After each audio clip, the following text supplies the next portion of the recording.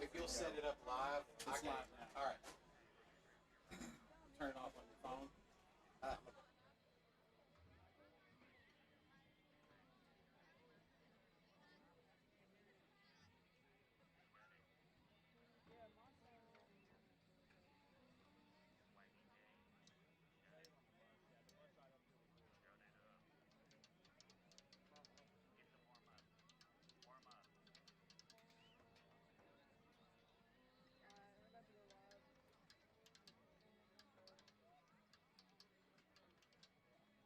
Go ahead, turn over to the flag.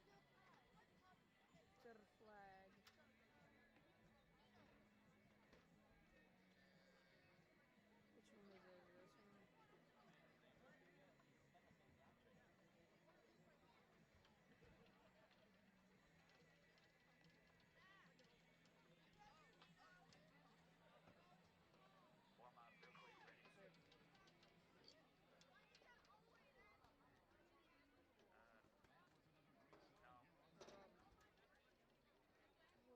The team, coaches, cheerleaders, student body, administration, and fans of Salem High School extend each of you a cordial welcome here tonight.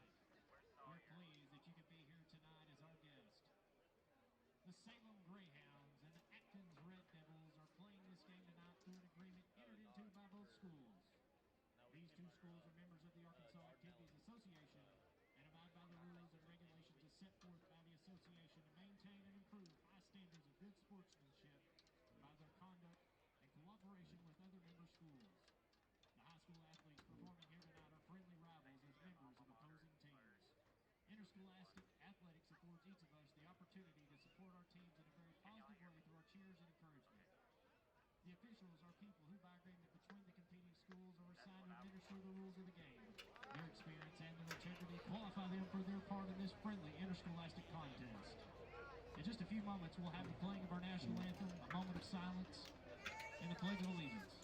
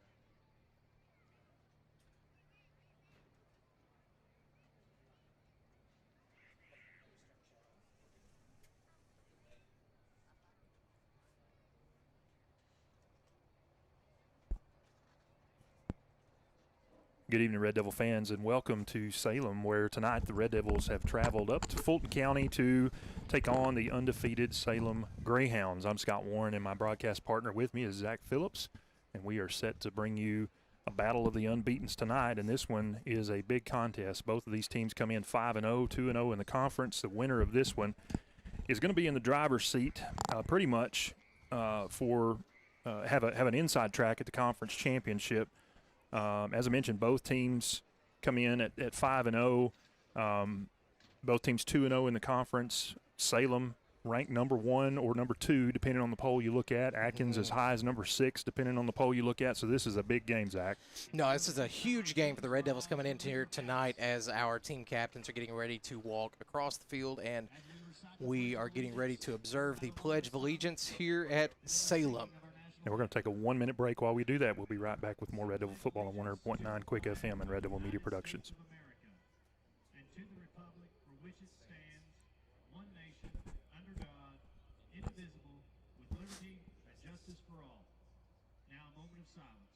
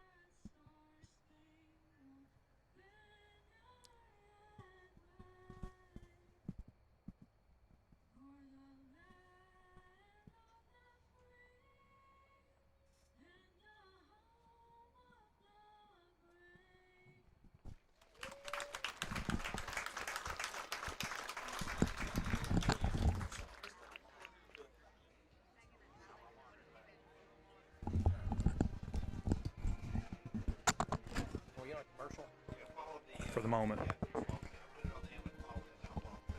Okay. We're on a commercial. When we come back out, let's do starting line. Hey, we're coming.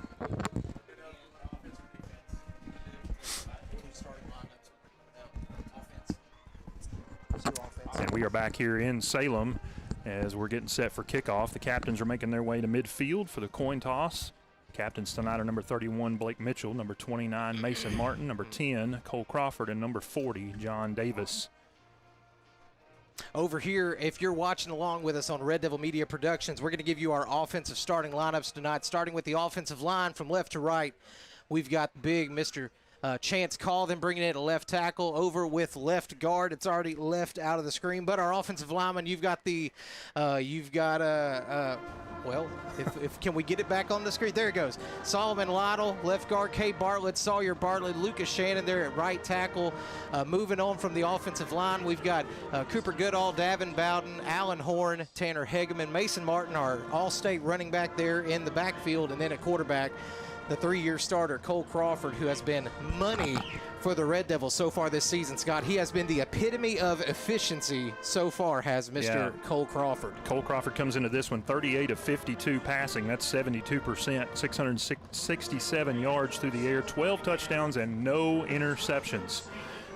He also has 124 rushing yards and 4 touchdowns to his credit on the ground, so he has really gotten it done as the senior 3-year starter at quarterback. Yeah, and over on the defensive side of the ball, those starters that are going to be over there for that. Down on front, we've got Dayton Rawlings, Big Camden Newby in the middle. Blake Mitchell brings over the right side. Our linebackers, Tate Sweden, Mason Vick, John Davis, and AMT, Austin Martin Trussell. And out at our DBs, we have Wyatt Hearn, Tanner Hegeman, Dakota Ham, and Kenny Rivas over on that far side. This is a defense, a first-string defense, Scott, that has not given up a single point so far this season. That's right, and they've had a short night every night out so far, 5 games, and they have yet to play more than a half of football.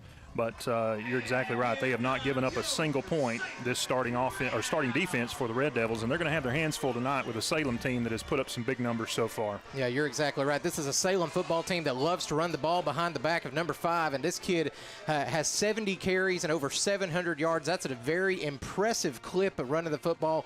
Those are the kind of averages, Scott, that we've gotten used to seeing from Mason Martin. Yeah, but just as it was on the defensive side, as we talked about just a minute ago, the offense hasn't had to be out on the field very much. much the starting offense for the Red Devils. So Mason's opportunities have been very limited. That's true. Here come the Red Devils through the sign and making their way to the sideline. And this crowd that has traveled well up to Fulton County, just 12 miles from the Missouri border, made the 3-hour trip. These Red Devils are welcoming these guys onto the field, and I'm seeing a lot of guys in white down there who are jumping up and down on the sideline. They're ready to go. Yes, sir. This team is fired up and ready to go. Last night we saw the Red Devil Junior High team stomp the Mayflower Eagle Junior High team into the ground, and after the game, these guys were hyped up even about the game that was going to be going on tonight here in Salem. The entire school district, the entire city of Atkins is fired up for this one. And Scott, it's not been a quiet week, so to speak. There's been a little bit of trash talk going on some message boards, on some sports podcasts going. There's been some trash talk from the Salem side of things. A little bit, and Salem, they've got a right to talk a little bit. The last time that they lost a game was last year to these Red Devils, and since then they've reeled off 14 straight wins. And they're riding pretty high as they come into this one. Yeah, hopefully tonight we're going to see a little bit of deja vu from when they walked into Red Devil Stadium last year and took home an L on that 3.5-hour ride home. Salem going to be kicking it off to the Red Devils. They kind of have a bunch. Red Devils are prepared for a bunch kickoff right here. This is a Red Devil team that is very well prepared for Salem. They've been getting ready for this game for quite some time. And the kick is going to be an onside kick. That one's fielded immediately by the front line. I believe that was Sawyer Bartlett. The big fella comes up with that one, goes down at the 47-yard line, and he's hobbling just a little bit coming up from that. Not very often do you see Sawyer Bartlett with the hands team, but he comes up with a big play there. So the Red Devils are going to have great starting field position. They're going to have it at their own 47-yard line to start this first offensive drive. We're going to see what Cole Crawford and Mason Martin have up their sleeve for tonight. Cooper Goodall's in the up back position. Cole takes a snap, hands it off to Mason. Mason gets punched in the mouth immediately. There was a hand come across that line, and they're still driving forward. That's a good hard pickup of 4 yards. Good push there by the offensive line, and Mason's a little slow to get up. Man, Sawyer Bartlett got behind Mason and really shoved him forward. He got hit after 1 yard, and him and Sawyer just chugged their way all the way forward. They're going to give him it to the 50. So a pickup of 3 leaves it 2nd and 7 for the Red Devils. 2 receivers to each side. Cooper Goodall now in the backfield right next to Cole Crawford. Crawford takes a snap, looks downfield. He's going to dump it off to Hegeman. Hegeman's got a little bit of room. He's dancing around, and he's going to go out of bounds at the 45. And that's going to bring up 3rd and 2 for the Red Devils. Good pickup there. Good protection by that offensive line. Cole had plenty of time to throw, look down at his receivers, and able to run through a few progressions there and get the ball to Tanner Hegeman, who made a good catch and then got upfield for a couple of yards to make it 3rd and short for the Red Devils. Empty backfield here for the Red Devils. Cooper Goodall in the up back. And that's going to be an offsides. The referee did not call it. They were completely across the ball. They were all the way in the neutral zone. Referee did not call that one. Cole got him offsides hard. Cole's got about 5 seconds to snap the ball here. 3 on the play clock. 1. Hey, he's going to take it. He's going to take it himself right up the gut. That's a first down, Red Devils. Good call there by the senior quarterback. Yeah, should have been an easy 5 yards there as a couple of Salem defenders crossed into that neutral zone, and the official just shook his head no. He was not going to give them that penalty yardage, and Cole tucked the ball, ran upfield, and got enough for the first down. Ball sitting at the 43-yard line. 42, where it'll be 1st and 10. Crawford takes a snap. He's going to have to run for it. That's a block in the back call. This one's going to be coming back no matter what happens. Yeah, they're going to get a hold there. Yep. As number 50, Keegan Sanderson, he's the all-state linebacker for Salem. He got through on a blitz, and Lucas Shannon grabbed a hold of him. They're going to get him for a hold. Yeah, Lucas did the best he could there. Cole had to get out of there. Lucas was trying to make sure his quarterback didn't take a hit. Cole did. He did take a pretty hard shot over here on the sideline, but that's going to bring up 2nd and 20 now for the Red Devils. Keegan Sanderson, one of the leaders on this Salem Greyhound defense. He's got 28 tackles this season. 14 of those are for loss. Actually, they're going to say first down. I said 20, but they're going to say 1st and 19 here. 10:39 left here in the first quarter. Score 0-0 as this one is just getting starting tonight. That penalty puts the ball back on the Atkins side of the 50. Oh, that one's going to be a false start against their. Everybody moved but the center. So yeah, that's a mistake that you cannot happen at a game like this, Scott. This is a Salem team that they will punish you for making mistakes. That's going to back the Red Devils up to the 43, where it'll be 1st and 24. 3 receivers out to the right side, 2 to the left, empty backfield, and Mason Martin is back there. Yep, we're in a wildcat formation here. Mason Martin back there. He's going to take the snap, bobbles the snap, just going to fall on top of it. Another mistake. Coach Dobbs very frustrated on the sideline after that one, and that's going to bring up second and, oh man, second and a lot. Yeah, second and about 30. It's about 2nd and 31 is the official marking. And the Red Devils are behind where they actually started the drive. This is not how Coach Dobbs wanted to start this one. As Crawford is back in the backfield, trips wide out to the top. Crawford looks to his right. He's going to put some air under this one. He's got a receiver down there. There is no flag on the play. Davin Bowden had a lot of contact out there with 2 defenders, and they're going to let that one play. 2 defenders on the coverage, and one of them comes up hobbled.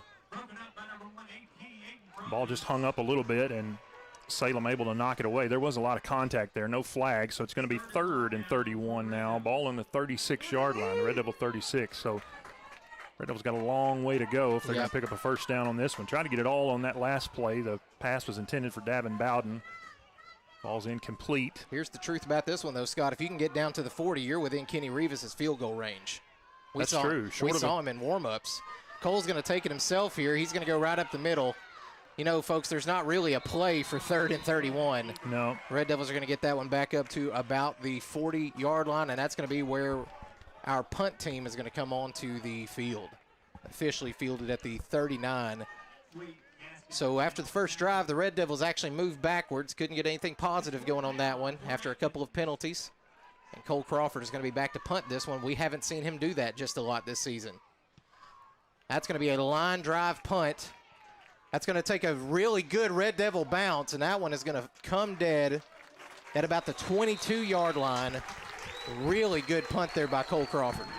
So not the opening drive that the Red Devils were looking for on offense. We'll see what this defense can do, and we mentioned in the pregame that most of the damage for the Salem offense is done by number 5. That's Caden Brink. He's got 72 carries on the year for 702 yards and 6 touchdowns. If the Red Devils can limit number 5 tonight, I feel like they've got a pretty good chance. So starting on that defensive line, Seth Davis is over on that right defensive tackle spot.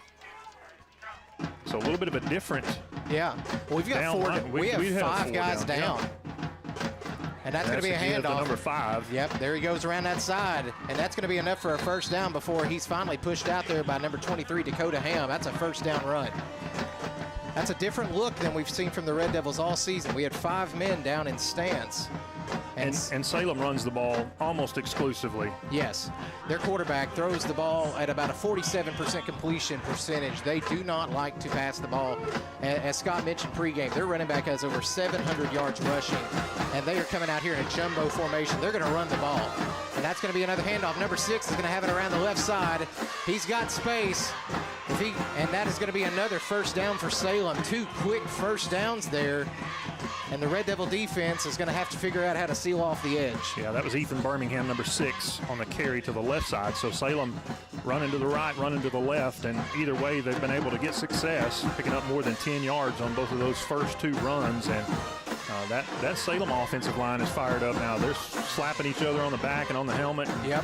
Feeling pretty good about themselves. Yeah. And Zach, I just noticed that Dayton Rawlings is wearing number 34 tonight. He is in a different jersey down on that defensive line. Yeah, I do see that. I did not notice that earlier. We got 5 guys down. This one's going to go right up the middle, and he's got nowhere to go. They're going to give him about 2 yards on that one before the Red Devils bring him down. And it's going to be really important for this Red Devil defense to try to get Salem in 3rd and long situations. Try to force them to pass the ball. They don't want to pass. They want to run it. We've seen that already. But if we can put them in 3rd and long situations and force them to pass, I feel like we've got a pretty good chance. No, I completely agree. If the Red Devil, but we've got to force them to pass. We got to stop these early down runs. Quarterback going to sweep it around to the left side. He's got room. And he is down. John Davis brings him down, but that is after a first down. They are into Red Devil territory. Ball down to the 40. Red Devil defense still cannot stop the holes. Yeah, Salem kind of got them on their heels now. That was number 5, Brink, again on the carry, and he's just picking up chunks of yards every time he touches it. Yeah, Salem offense now coming out here with a whole lot of confidence against these Red Devils. Red Devil defense reeling a little bit here. Red Devil still showing 5 men down. That's a swat. It's on the ground. That ball is on the ground. I don't know who's going to come up with it. It looks like Salem may have it. Yeah, Salem covered it, but they lost yardage on that one back to the 50. So a loss of 10 on that play, and that's going to help. Yep, that's exactly what the Red Devils need. Now you've got to make them pay for that mistake. You've got to. They need to know that you are breathing down their neck, and they have got to feel that mistake. 2nd and 20 after that big loss. Pitch play out to the left side. Ball just got away from the running back, and he was lucky to fall on it. Kenny Rivas was right there with him. Not able to come up with the ball, but it puts Salem behind the chains. It's going to be a handoff right up the middle. He's got some room. Man, what a hit there. Good hard run by the Salem guy, brought down by a couple of different Red Devils. He's going to get back to the original line of scrimmage to bring up 3rd and 10 with 6:35 left here in the first quarter. Scored nothing. Red Devil defense made a big stop, and this is what we talked about, Scott, getting them stopped where they have to throw the ball on 3rd and long. And I fully expect them to use 2 downs here to try to pick it up. If they don't get it all on 3rd down, you know, they're not in a situation where they're forced to punt yet. Quarterback keeps it. He's looking for a guy. He's going to throw that to his right, and he has it complete. And they're going to try to strip it out of there. They do not get it. That is a first down. Ball's going to be down to about the 26-yard line. That's a Greyhound first down. Number 11, Gaskins, on the reception, and they just slipped him out of the backfield, and quarterback Jackson Taylor able to get it off to him, and he picked up enough for the first down. 26-yard line is where Salem has the ball in Red Devil territory. 6 minutes left to go. No score, but Salem is moving the ball on their opening drive. You know that's got to be a frustrating drive there. You had them backed up 2nd and 20, just couldn't punish them for it. Red Devils still showing 5 down linemen. They're going to run to the left side. Number 6 has got room.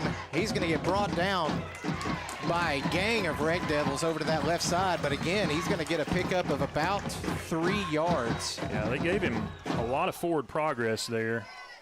Now they're going to say that's a pickup of 4. Should bring up 2nd and 6. That was Birmingham on the carry. Seth Davis in on the stop for the Red Devils.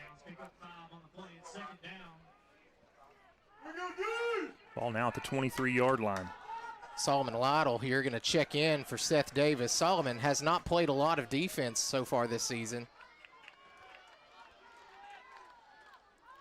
We got a sweep or reverse around the left side. He's got a few yards picked up there, and that's going to bring up about 3rd and 4. Good stop there by the Red Devil defense to bring up 3rd and 4. But you said it, Scott. This is 4 down territory right here. Yeah. You got 2 more stops to make if we want to make something happen. Salem has a lot of misdirection in that offense. Yeah, they do. It's just going to be important for the Red Devil defense to settle in and play assignment defense, just be disciplined and not get caught out of position and give up the edge. The game's got to slow down a little bit as they get another one right up the middle. And Solomon Lytle busted through, almost had a big stop in the backfield, but we do get a stop on 3rd down there. It's going to be 4th and short, about 2 yards to go. Mason Vick, Austin Martin Trussell in on that stop, but good job by this Red Devil defense, and it's 4th and a long 2. Tell you what, Scott, the visitor stands are firing up. The stadium is rattling underneath our feet here as the Red Devil faithful are firing up here in Salem. 4th and 2, big 4th down here for the Red Devil defense. They're loading up big. It's going to be a sweep to the left side, and that's going to be enough for a first down. Number 5 again. They get it over there to that left side, and Red Devil defense just can't get it done. Down to the 11-yard line. Brink on the carry again, and he got enough for the first down. That was a pickup of 9 on the play. So with 3:35 left here in the first quarter, we're still nothing. This is a fast ball game. This is the 2nd drive of the game. And it's going to go to show, Scott, we said this is probably going to be a low-scoring game. It's going to be important to score when you get the ball. Yeah, Red Devils not able to do much with their first drive. Went backwards on it. Kicked the ball to Salem, and they've moved it right down the field. Sweep left. He's got some space. He's still powering forward. And, man, he is going to get really close down there. That's number 34.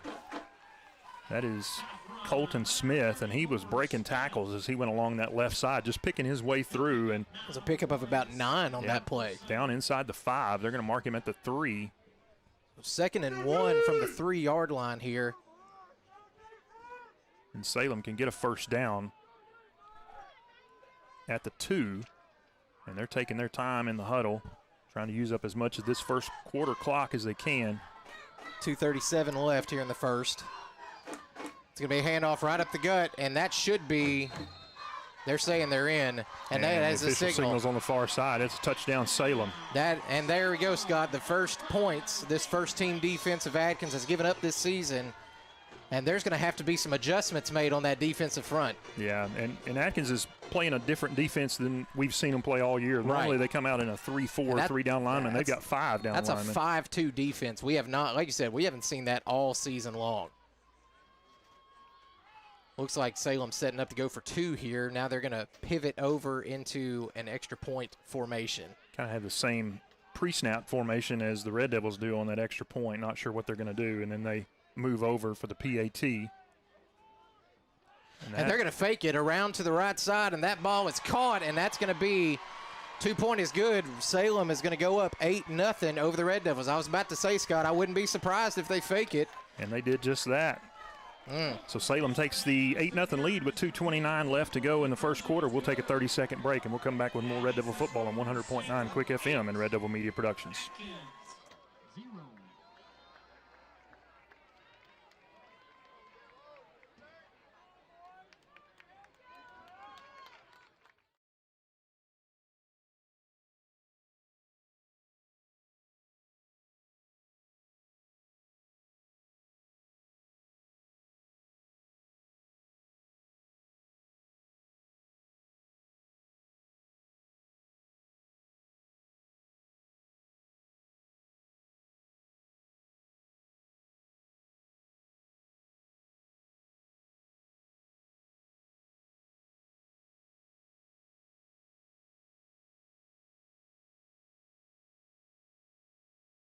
In this one, we saw that with that first offensive drive. If these guys can just settle down and run their stuff, we're going to be in good shape.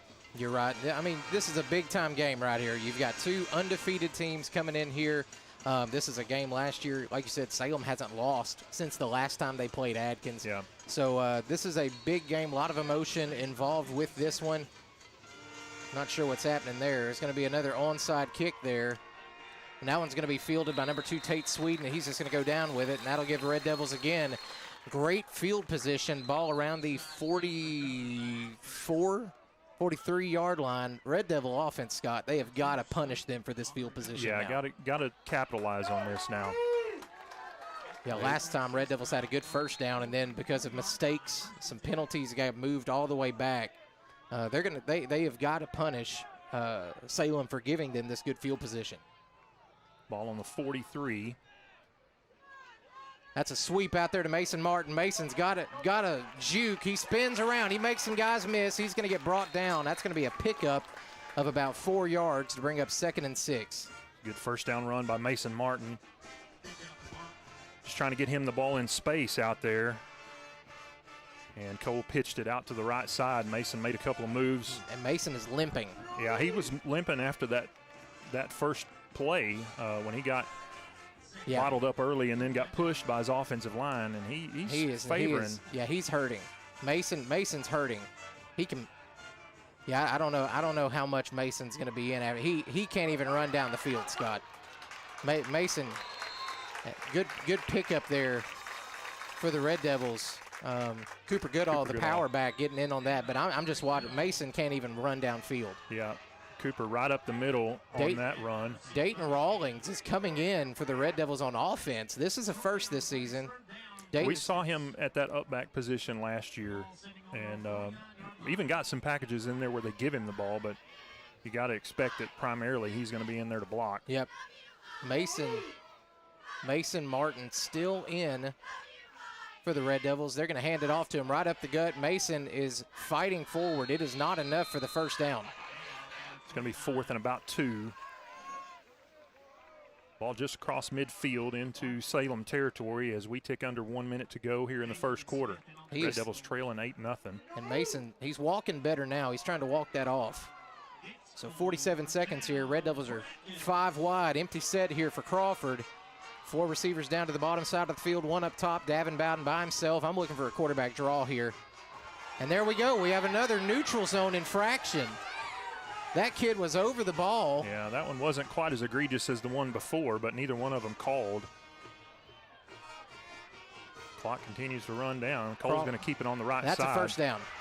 It's going to be close. Let's see what the spot is. Yep. That should be a first down. Referee is saying it's not. This referee saying it's not even close. Well, he's not the one, and they're going to give it to Salem.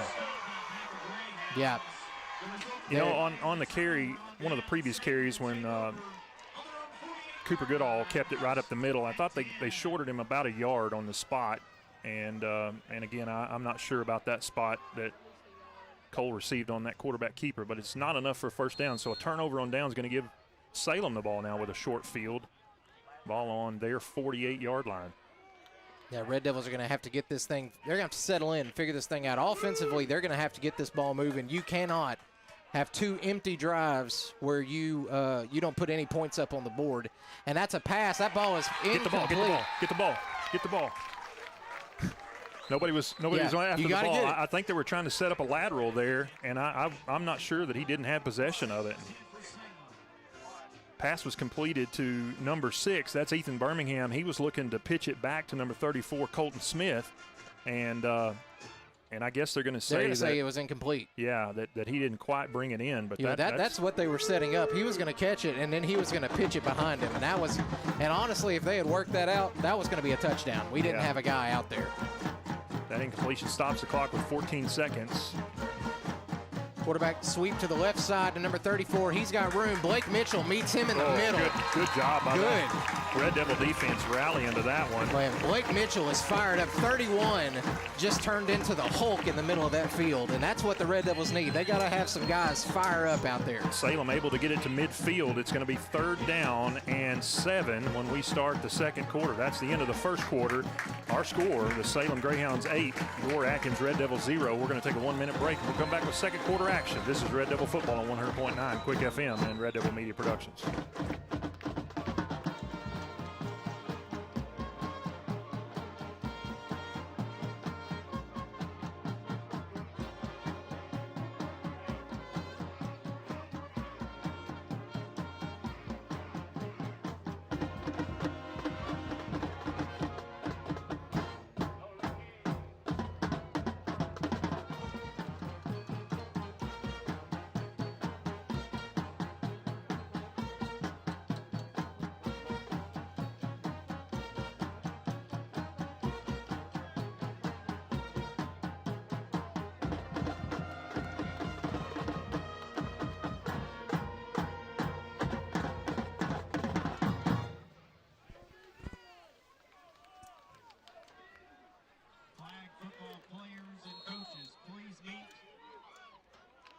The entrance on the north end zone. Thank you. Here we go. Getting it started back. Still 5 down. As we start the second quarter, Salem looking at 3rd and 8. And they've got a pass completed on the right side, and that's plenty for the first down. Inside the 30, marked down at about the 27. So Salem able to come out with a pass play on the opening play of the second quarter and pick up the first down yardage and much more, and that puts them in good position as they're looking to cash in on their second offensive possession of the night. Yeah, this the defense the Red Devils have swapped to for tonight. You had a lot of guys down, but man, what you're giving up on the backside, you do not have the speed that you normally do on the backside. Our defensive line just couldn't get through. Dayton Rawlings and Mason Vick were in pursuit of the quarterback, but he just had too much distance from him and left a guy wide open downfield. Quarterback's going to keep it himself, and he's got a good pickup of yardage there. I don't think it's quite enough for a first down. Gain of just about 3 on the right side. And Jackson Taylor, number 12, the quarterback with the keeper on the right side. That's going to, well, they're going to give him about 5 now. Yeah, they gave him a pickup of 5 yards. So it's going to be second 5, ball at the 22. Salem with an 8-0 lead in the early part of the second quarter here. This big set for the Red Devils down there. Looking like kind of like their setup last year. 5 men down in stance. It's going to be a sweep around to the left side. He is caught in the backfield, brought Good down job. hard. Good tackling there by the Red Devils. Number 40, John Davis, in on that tackle. Number 31, Colton Smith with the carry, and he didn't get anything. No, John was there. AMT was on his flank right behind him.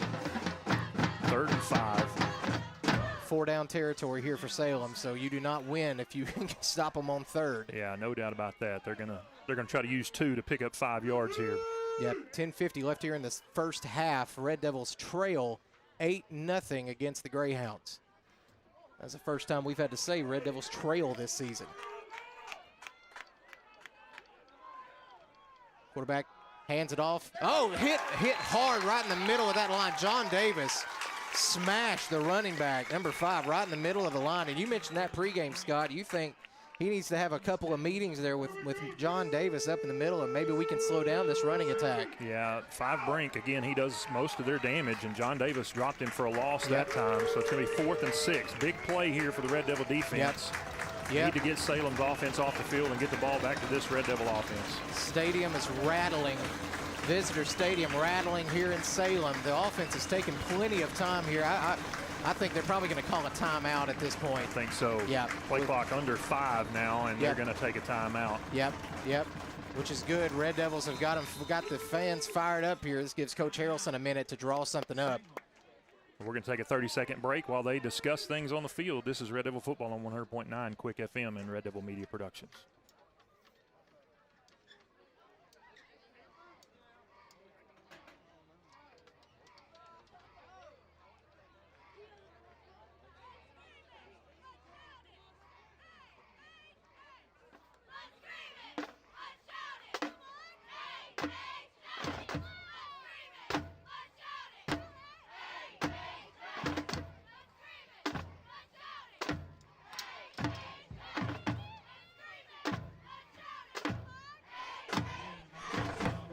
As we get set to return to action, it's going to be 4th and 6 for Salem. The ball at the Red Devil 23-yard line, and this Red Devil defense kind of come alive here the last couple of plays, and John Davis in on back-to-back tackles, and going to have him and his defensive mates there stand up again and try to get this ball back to the Red Devil offense. Yeah, this is huge for this Red Devil defense. This is what championship teams are made of right here. Drives like this, stops like this. This is huge for these guys, for this young team. We got the big hawk mollies right up front. Salem still with that full house backfield, 3 backs. Quarterback, he's going to try to keep it.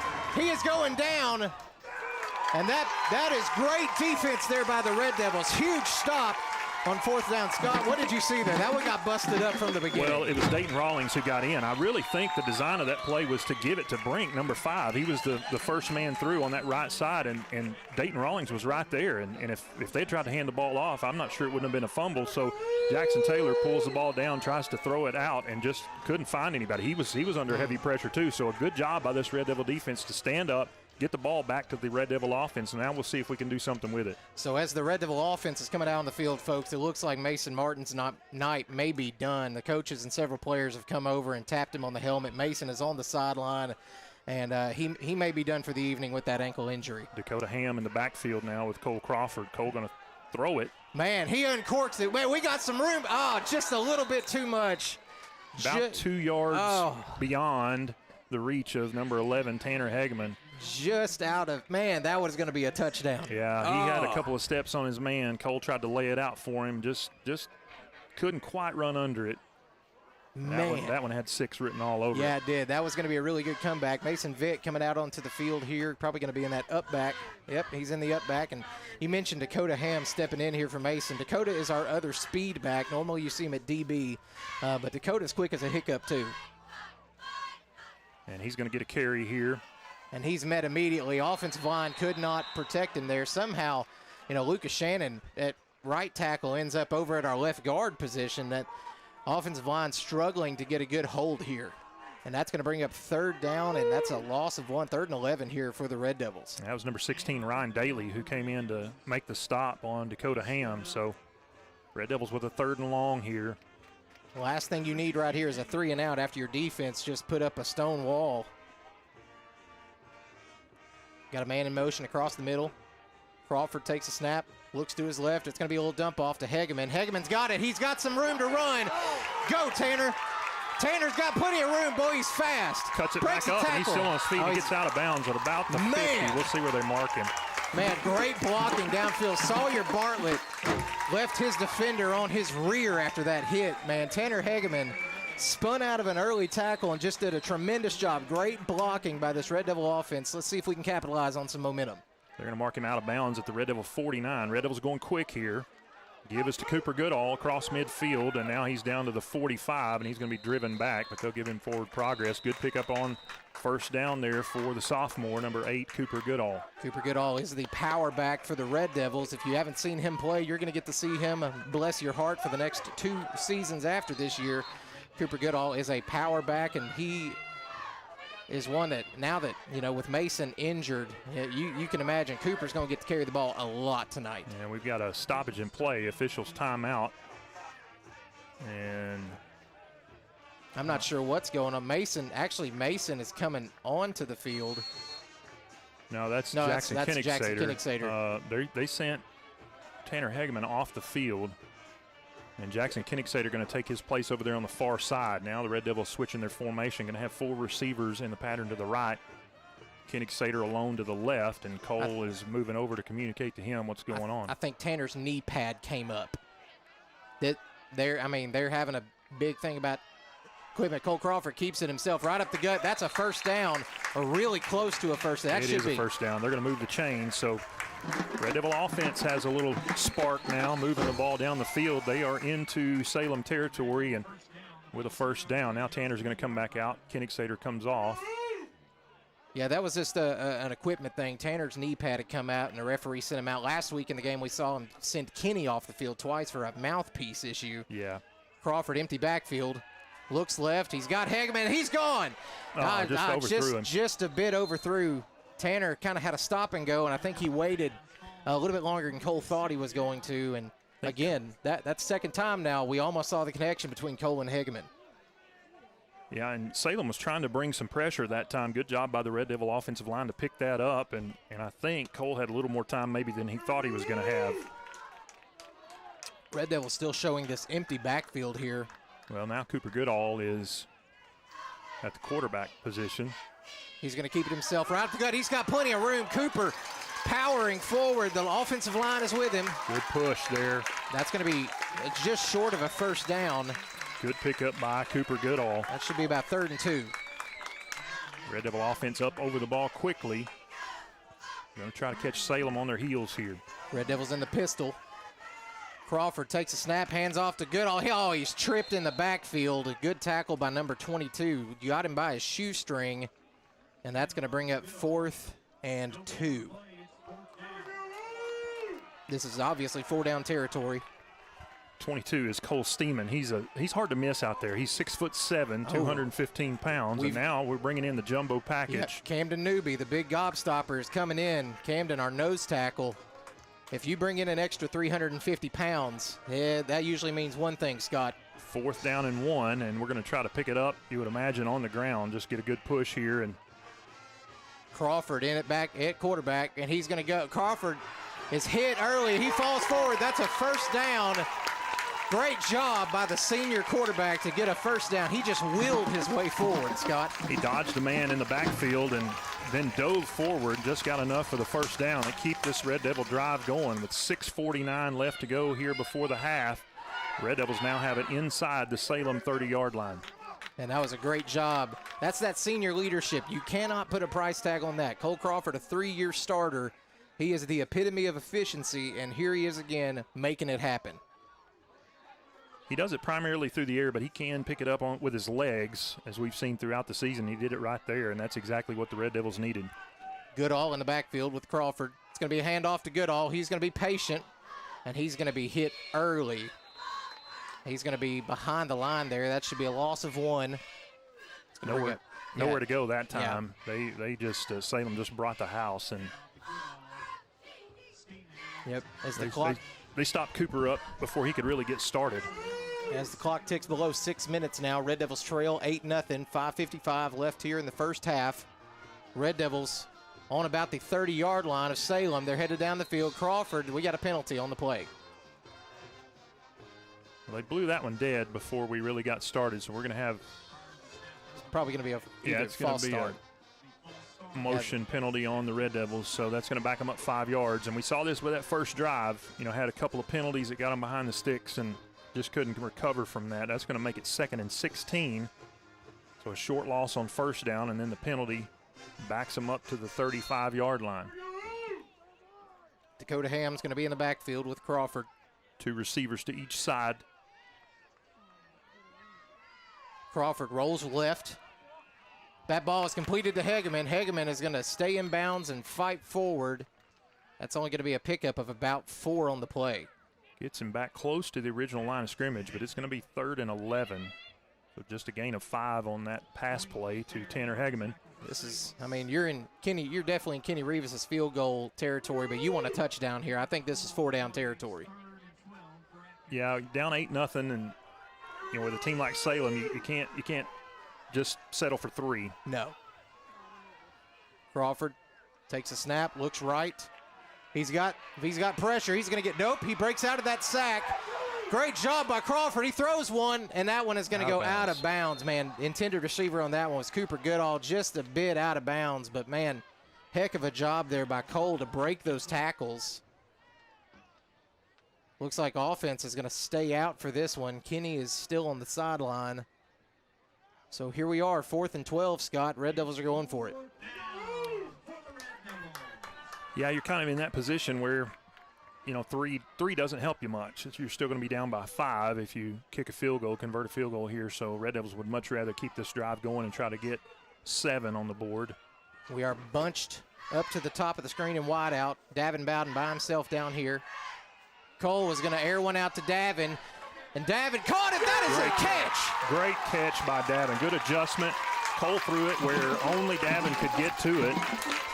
And Davin makes the catch and converts, picks up the first down. Ball is going to be at the 12-yard line, and this Red Devil drive is still alive. Yeah, Cole, you talk about throwing it to the outside shoulder. That's exactly where Cole threw it to. Handoff to Cooper Goodall, and Cooper again met immediately. And our coaches are pointing to the far sideline. Salem trying to get a guy off the field, and our coaches are trying to tell the officials they didn't get off in time, and no penalty there. Yeah, we have not. I don't think the Red Devils have gotten a penalty tonight in our favor. We're going to have an empty backfield here. 2nd and 10. Crawford back there by himself. 3 wideouts to the top of your screen, 2 to the bottom. You got Hegeman, Ham, and Goodall to the left. Horn and Bowden to the right. Crawford takes it himself up the gut. He's going to get a pickup of about 4. They're going to say they're not going to give him 4. We're going to give him about 2 on that one, so it's Wow. going to be 3rd and 7. 50 Keegan Sanderson in on the stop for Salem. 4-down territory here. 3rd and 7. 4:08 left here in the first half. Red Devils need a touchdown. Dakota Ham in the backfield. And we have another. That's another neutral zone infraction. That's a 3rd one tonight, and we have not gotten a call for it yet. Crawford is one of the best I've seen at a hard count, and Red Devils are just going to get a timeout here. Yeah, I need to call the right play here. 3rd and 7. They can get a first down inside the 2-yard line, but need to get some points on the board here. So they're going to talk it over. We'll take a quick 30-second break, and we'll come back with more Red Devil football on 100.9 Quick FM and Red Devil Media.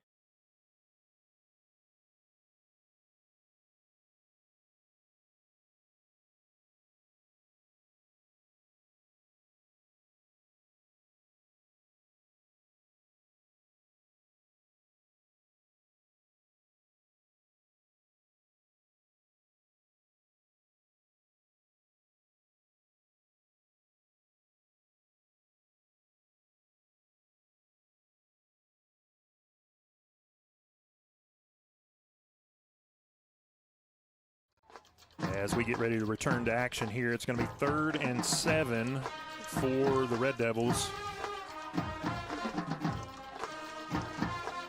Desperately need to get some points on the board on this drive, Zach. 3rd and 7, ball is on the 10-yard line. You're right, Scott. We need to get in that end zone in a bad way. The Red Devils trail 8-0, 3:47 left here in the first half. Crawford, empty backfield. He's going to keep it himself right up the gut, and he doesn't have anywhere to go.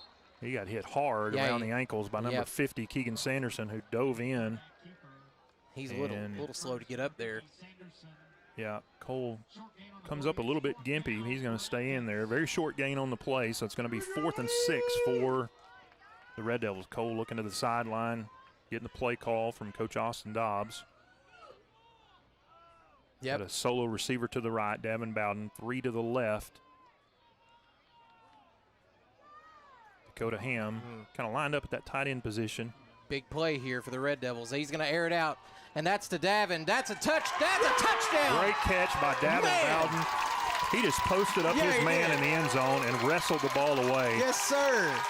Davin Bowden is starting power forward for the Red Devil basketball team, and that's exactly what he did, Scott. Davin went down with a post play, and he went up and caught that one. He's a rebound machine on the court, and he went up and high-pointed that ball, and the Red Devils needed that one. 3:04 left to go before the half, and the Red Devils are on the board. 8-6 Salem.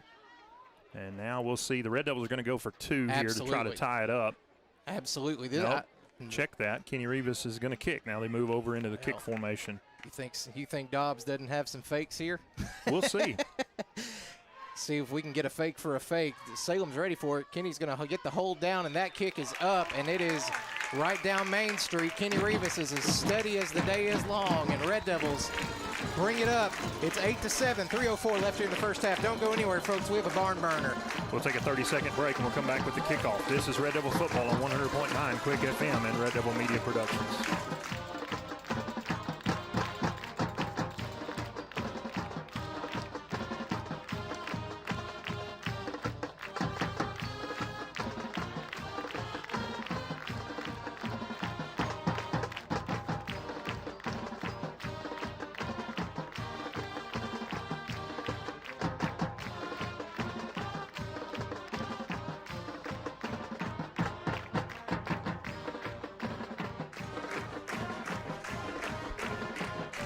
.304 left to go before the half. The Red Devils get on the board and answer. It is now 8-7. Red Devils trailing by 1 here in Salem against the defending state champs. Kenny Rivas set to kick it away to the Salem Greyhounds. If you would have told me before the game it was going to be 8-7 at halftime, I'd have probably laughed at you. You know, last year when these two teams met, Atkins trailed by 8 at the half, came back and won it by 6. See if there's anything special here. Nope, Kenny's going to power this thing down the field. Field it at the 1. Salem's going to try to return it here. He's got legs under him, and he has got a little bit of space. He's brought down by a gang of Red Devils right around the 24, 23-yard line, and that's going to be where the Greyhound offense takes over. Isaac Sims in on that special teams tackle for the Red Devils. As I look down here on the sideline, Scott, Mason Martin is doing agility warm-ups, and he's got a big knee brace on that right knee. Yeah, I saw him earlier pointing to that knee when Coach Dobbs was talking to him, that right knee, and he's testing it out right now. Put brace on it. We'll see if we see him return to action tonight. It sure would be good to have 29 in the backfield. Yeah, anytime you've got 29 back there, you've got a chance to win a ball game. First, this Red Devil defense needs to have another stand here. Ball on the ground, and Taylor picks it up for Salem, and he's got room on the right side. He's going to be run out of bounds over there around the 35-yard line.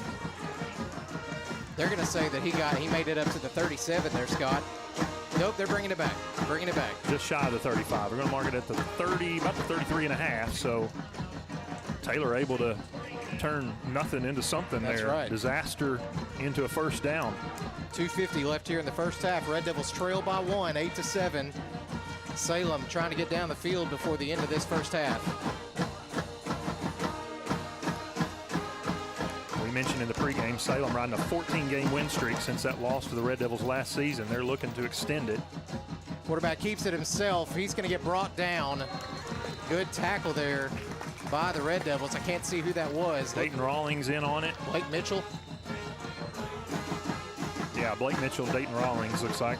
And we mentioned it earlier, Dayton Rawlings wearing a different number 34 tonight, and part of that is because on offense he's playing an up-back position. Yeah. And there's certain numbers you have to wear for certain positions. Normally he's in number 61. Is that right? 60 or 60? 60, yeah. Tonight he is in number 34. A little bit different look for Dayton. Quarterback keeps it. He's looking downfield. That's holding on the right side. Mason Vick was held. He's going to go down hard.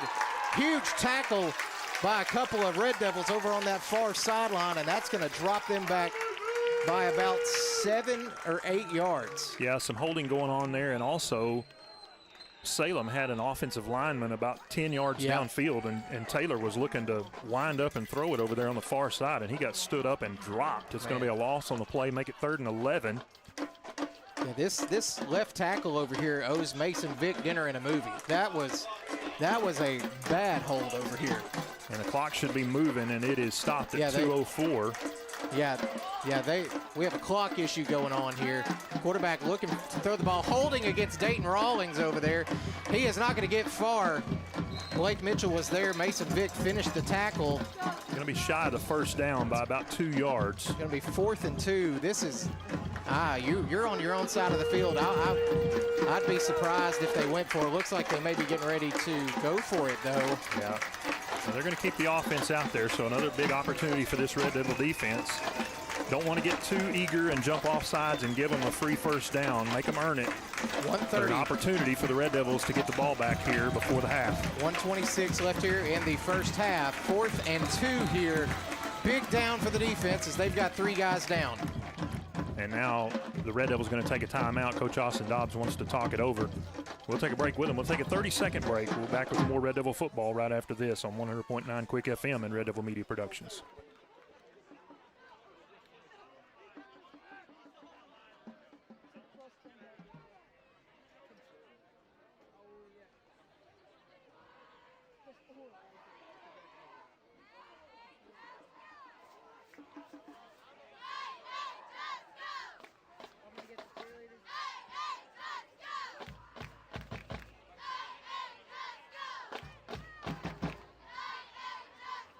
Up. Back here in Salem, 1:21 left before the half. Red Devils trailing 8-7 to the defending 3A state champ Salem Greyhounds. And as we get set to return to action, Salem going to be looking at a 4th down and 2 from their own 42-yard line.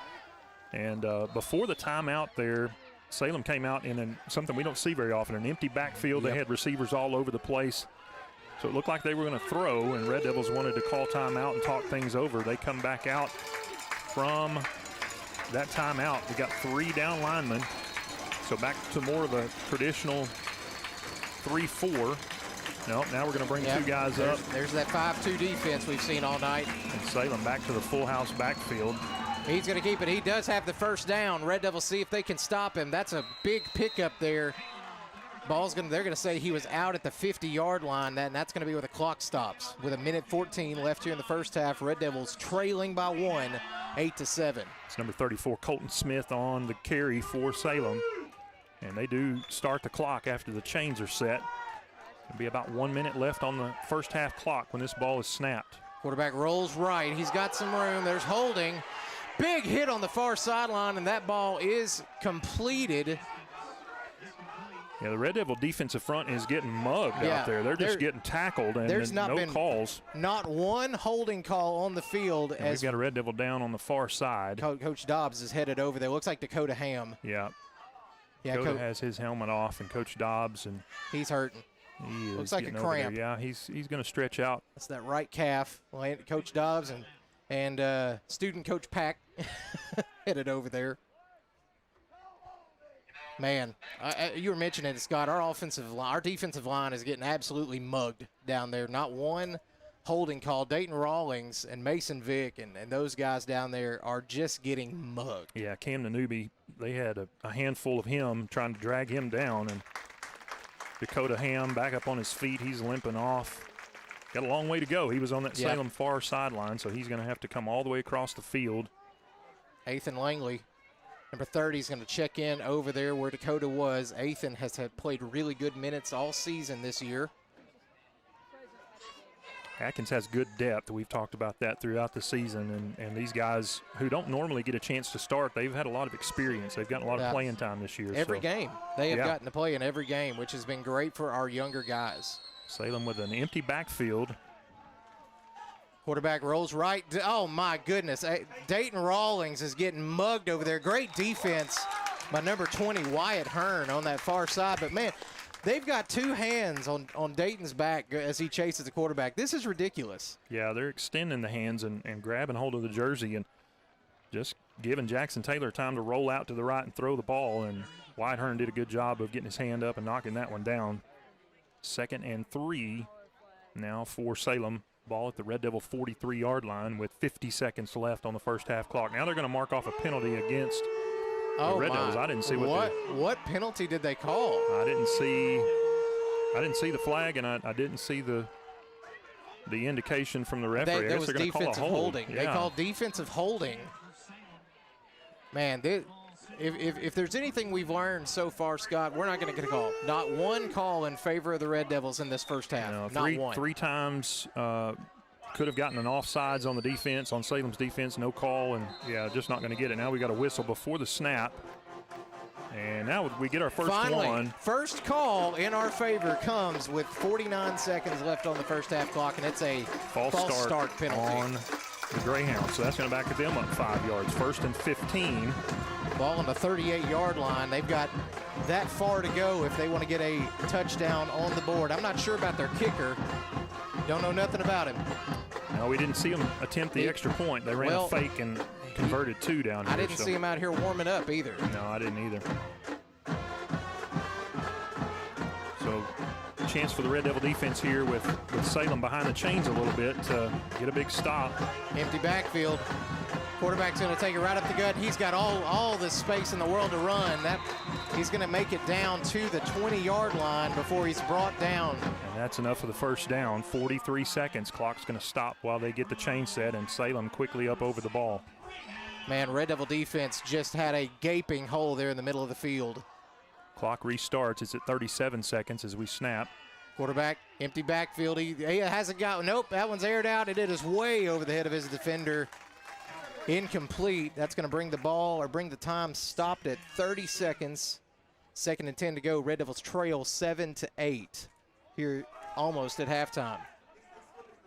Yeah, 30 seconds to go before the half. Salem tried to catch the Red Devil defense sleeping on that one, just overthrew the man in the end zone. That gives everybody a chance to catch their breath. Now Salem going to take their time coming out of the huddle. They got 15 seconds left on the play clock here. They're going to have to get out of there and get set and call it pretty quickly. 3 men down for the Red Devils, showing our traditional 3-4 defense. 1 man in the backfield, number 34 for Salem. And they had a guy on the handoff, left side. Dayton Rawlings, the pit bull, busted it up. That was 34 on 34 crime right there as they handed it off to Colton Smith, and he had nowhere to go. Dayton Rawlings right in his face, and there's going to be another timeout on the field.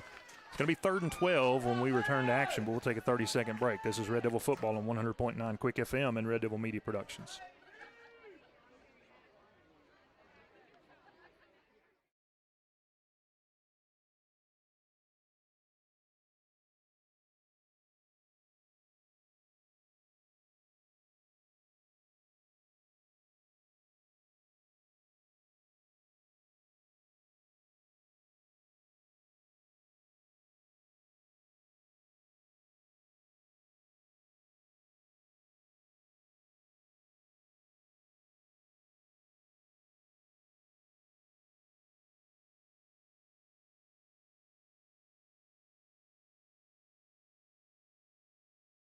So we get set to return to action here. 25 seconds left to go before the half. Red Devils trail by 1, 8-7. Yes, sir. Salem looking to get some more points on the board before half. Red Devil defense trying to keep them out of the end zone. Yeah, that last play, Dayton Rawlings took him to the dog pound. Wore number 34 out. You mentioned it, 34 on 34 crime. We're going to see what the Red Devil defense can do here. 3rd and 12. Quarterback's going to keep it. Blake Mitchell is there to hit him. That ball is incomplete. Man, I could have been picked off there. Pass thrown behind the intended receiver. is intended for number 14, Ferris Thweet, and he is a big target, 6'4", but that one just thrown behind him. Taylor would like to have that one back, and the Red Devils had a chance to pick that one off. I think that surprised everybody, Zach. Yeah, I think it did. But with 4th and 12 here, 20 seconds left, you got a big opportunity here for your defense to get your offense one more shot on offense here to get Kenny Rivas within field goal range. Yeah. Let's see what the defense can figure out. 4th and 12, 20 seconds left. Quarterback drops back. You got a hold there of Blake Mitchell. And another hold. Another right there. hold. There's a flag on the far side. That pass is incomplete. I don't know that that's going to be on Salem, though. I think they're going to get a defensive hold over there on the far side in the secondary, but we had two guys rushing at the quarterback and they were being held, and nothing was called there. That is going to be a hold on the Red Devils. Yeah, So. yeah, the Red Devils are going to get the hold there. Solomon Lytle was being held up by his collar, and we're going to get a hold on the far side of the field where the ball wasn't even thrown. It's not going to be enough for a first down. It's going to be 4th and 2. This is Actually, they're going to say it's 4th and 3. Yep. That's a terrible call.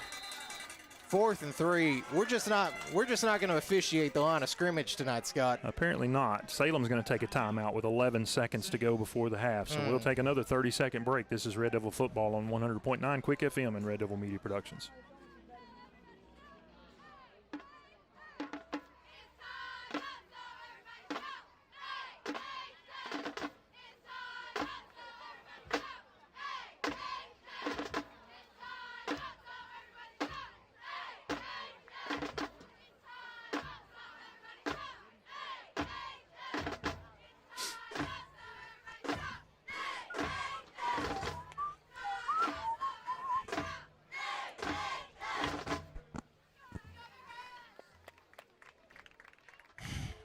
Seconds left to go before the half, as the Red Devils still talking things over in their timeout huddle. Coach Jeff Harrelson trying to rally his troops.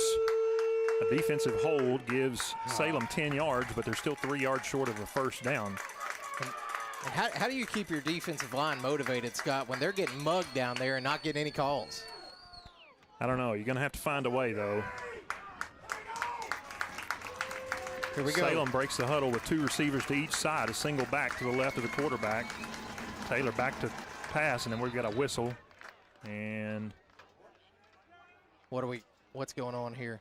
I'm looking False start on Salem. We're going to back it up 5 yards. That's going to be 4th and 8. Ball's going to be on the 18-yard line with 9.5 seconds on the clock. Or are they going to give him a couple seconds back? Red Devil faithful letting them know the line of scrimmage has not been officiated all night as far as holdings go. A couple of false starts. And they're trying to get the clock reset to 11. Yep. 0.5 seconds right now. It's 9.5. I don't think they're going to get it reset. Yeah, they got it. Oh, there it is. They finally got it. It's going to be 4th and 8. Red Devils trail 8-7 here. Big 4th down. Red Devil defense needs to stop. Quarterback drops back. Oh, AMT was there. That pass is complete over in the corner. They're saying that's a touchdown. Oh, and I'm not sure he came down with that. I've got a replay right here, Scott. He dropped the ball. Oh, that was his helmet. His helmet came off over there. That was the big target, the big tight end, number 22, Cole Steeman, 6'7". They threw it up in the corner. He went up and got it. And the referee closest to the action over there says it's a touchdown. He did lose his helmet on the He did. play. His helmet clearly rolled off. That makes our score 14-7. Salem with the lead. Man. 5 seconds left to go before the half. Bit of deja vu from last year, Scott. Red Devils went into halftime down. Right now, only down by 7.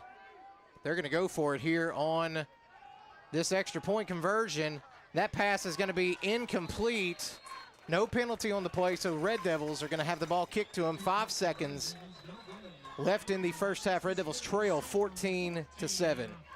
Man. We'll keep it right here as we wait for the kickoff. But that Salem, the beneficiary of some penalties there on that drive, and Well, able to convert. beneficiary of some lack of penalties as well. True, yeah, there were some holds that didn't get called. Yeah. And Coach Austin Dobbs has had a couple of opportunities to chew on some officials and let them know about it. He's been very gracious in this first half. I'm not sure as the game goes how gracious he'll be on the lack of penalty calls. But with 5.6 left here in the first half, Red Devils trail 14-7. I'm sure Salem's going to kick this nowhere near Tanner Hegeman. Coach Torres had his special teams kick return unit out there talking to them and probably getting them ready for who knows what. Salem has not kicked it directly all night long. They have short kicked it. We got some rain coming down right now. Yep, it has started to rain here out of nowhere. You see it in the stadium lights. Either that or it's bugs. No, it's rain. I can see some Red Devil fans scrambling, trying to get to cover.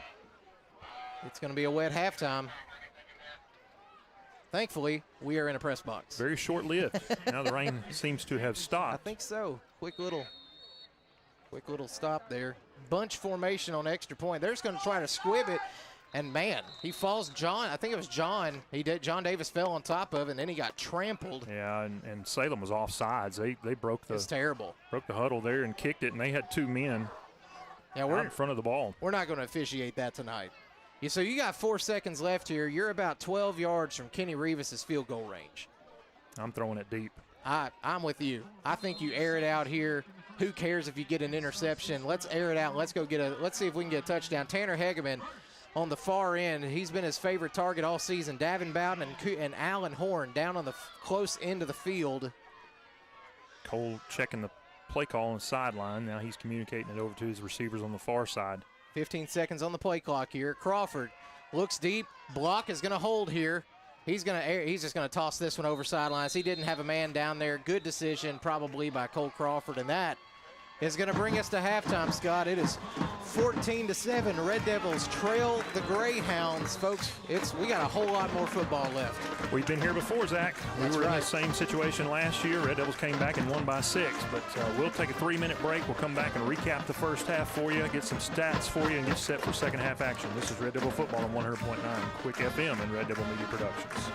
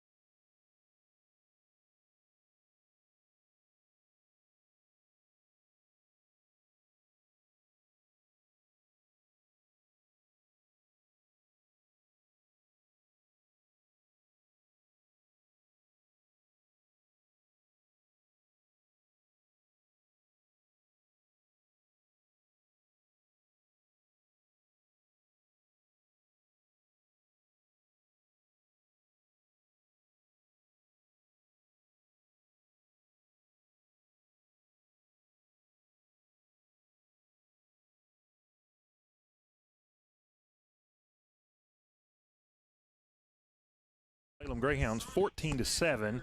We'll recap the scoring. Salem got things started in the first quarter with a 3-yard touchdown run to go up 6-0, and then on a fake extra point, they converted on a pass and made it 8-0. In the second quarter, the Red Devils answered back. Davin Bowden taking a 7-yard pass from Cole Crawford to make it 6-8. Kenny Rivas extra point made it 7-8. And then right before the half, Salem, the beneficiary of some pretty favorable calls down the stretch there, they were able to convert an 18-yard touchdown pass in the far corner of the end zone. The extra point or the 2-point conversion failed, and that brings us to our score right now, 14-7. Just looking down some stats in the first half, Red Devils kind of been bottled up. 18 carries, 33 yards. Cole Crawford is 5 of 10 passing for 60 yards and a touchdown. And Salem just dialing up the defense and doing a good job of keeping the Red Devil runners bottled up so far tonight, Zach. Yeah, no, you're exactly right. The Red Devil defense has been on the field a lot tonight, which is not very typical for what we've seen so far. Our offense has been kind of the surprising factor tonight. We've not been able to run the ball, and now, of course, Mason Martin's injury, we have a lot of questions about him in the second half. Even if he does get out there and he's ready to go, what's the percentage level he's going to be able to go at? The one drive that we did finally get down the field, we ran the ball well. All those yards that we had, the 34 yards, that all came on that one drive. Cooper Goodall had a couple of really good carries there. Cole Crawford had some good quarterback keepers. I think the answer for us, our defense is slowing them down to a good pace. Number 5 has not been the game-breaking factor that we've anticipated. They've thrown the ball a lot tonight, which is good. We've needed to force them to throw the ball, but our offense is going to have to get the ball moving. We cannot win this game if our offense is only puts up one more touchdown in this thing. Yeah, going to have to score some points, find a way to move the chains and move the ball down the field. It's a very quick first half. Yes. We're not used to. We're just, we were at an hour in, less than an hour in, and, we're already done with the first half. So very fast ball game, not what we've been accustomed to. But, again, there's a whole lot of football left in this one, folks.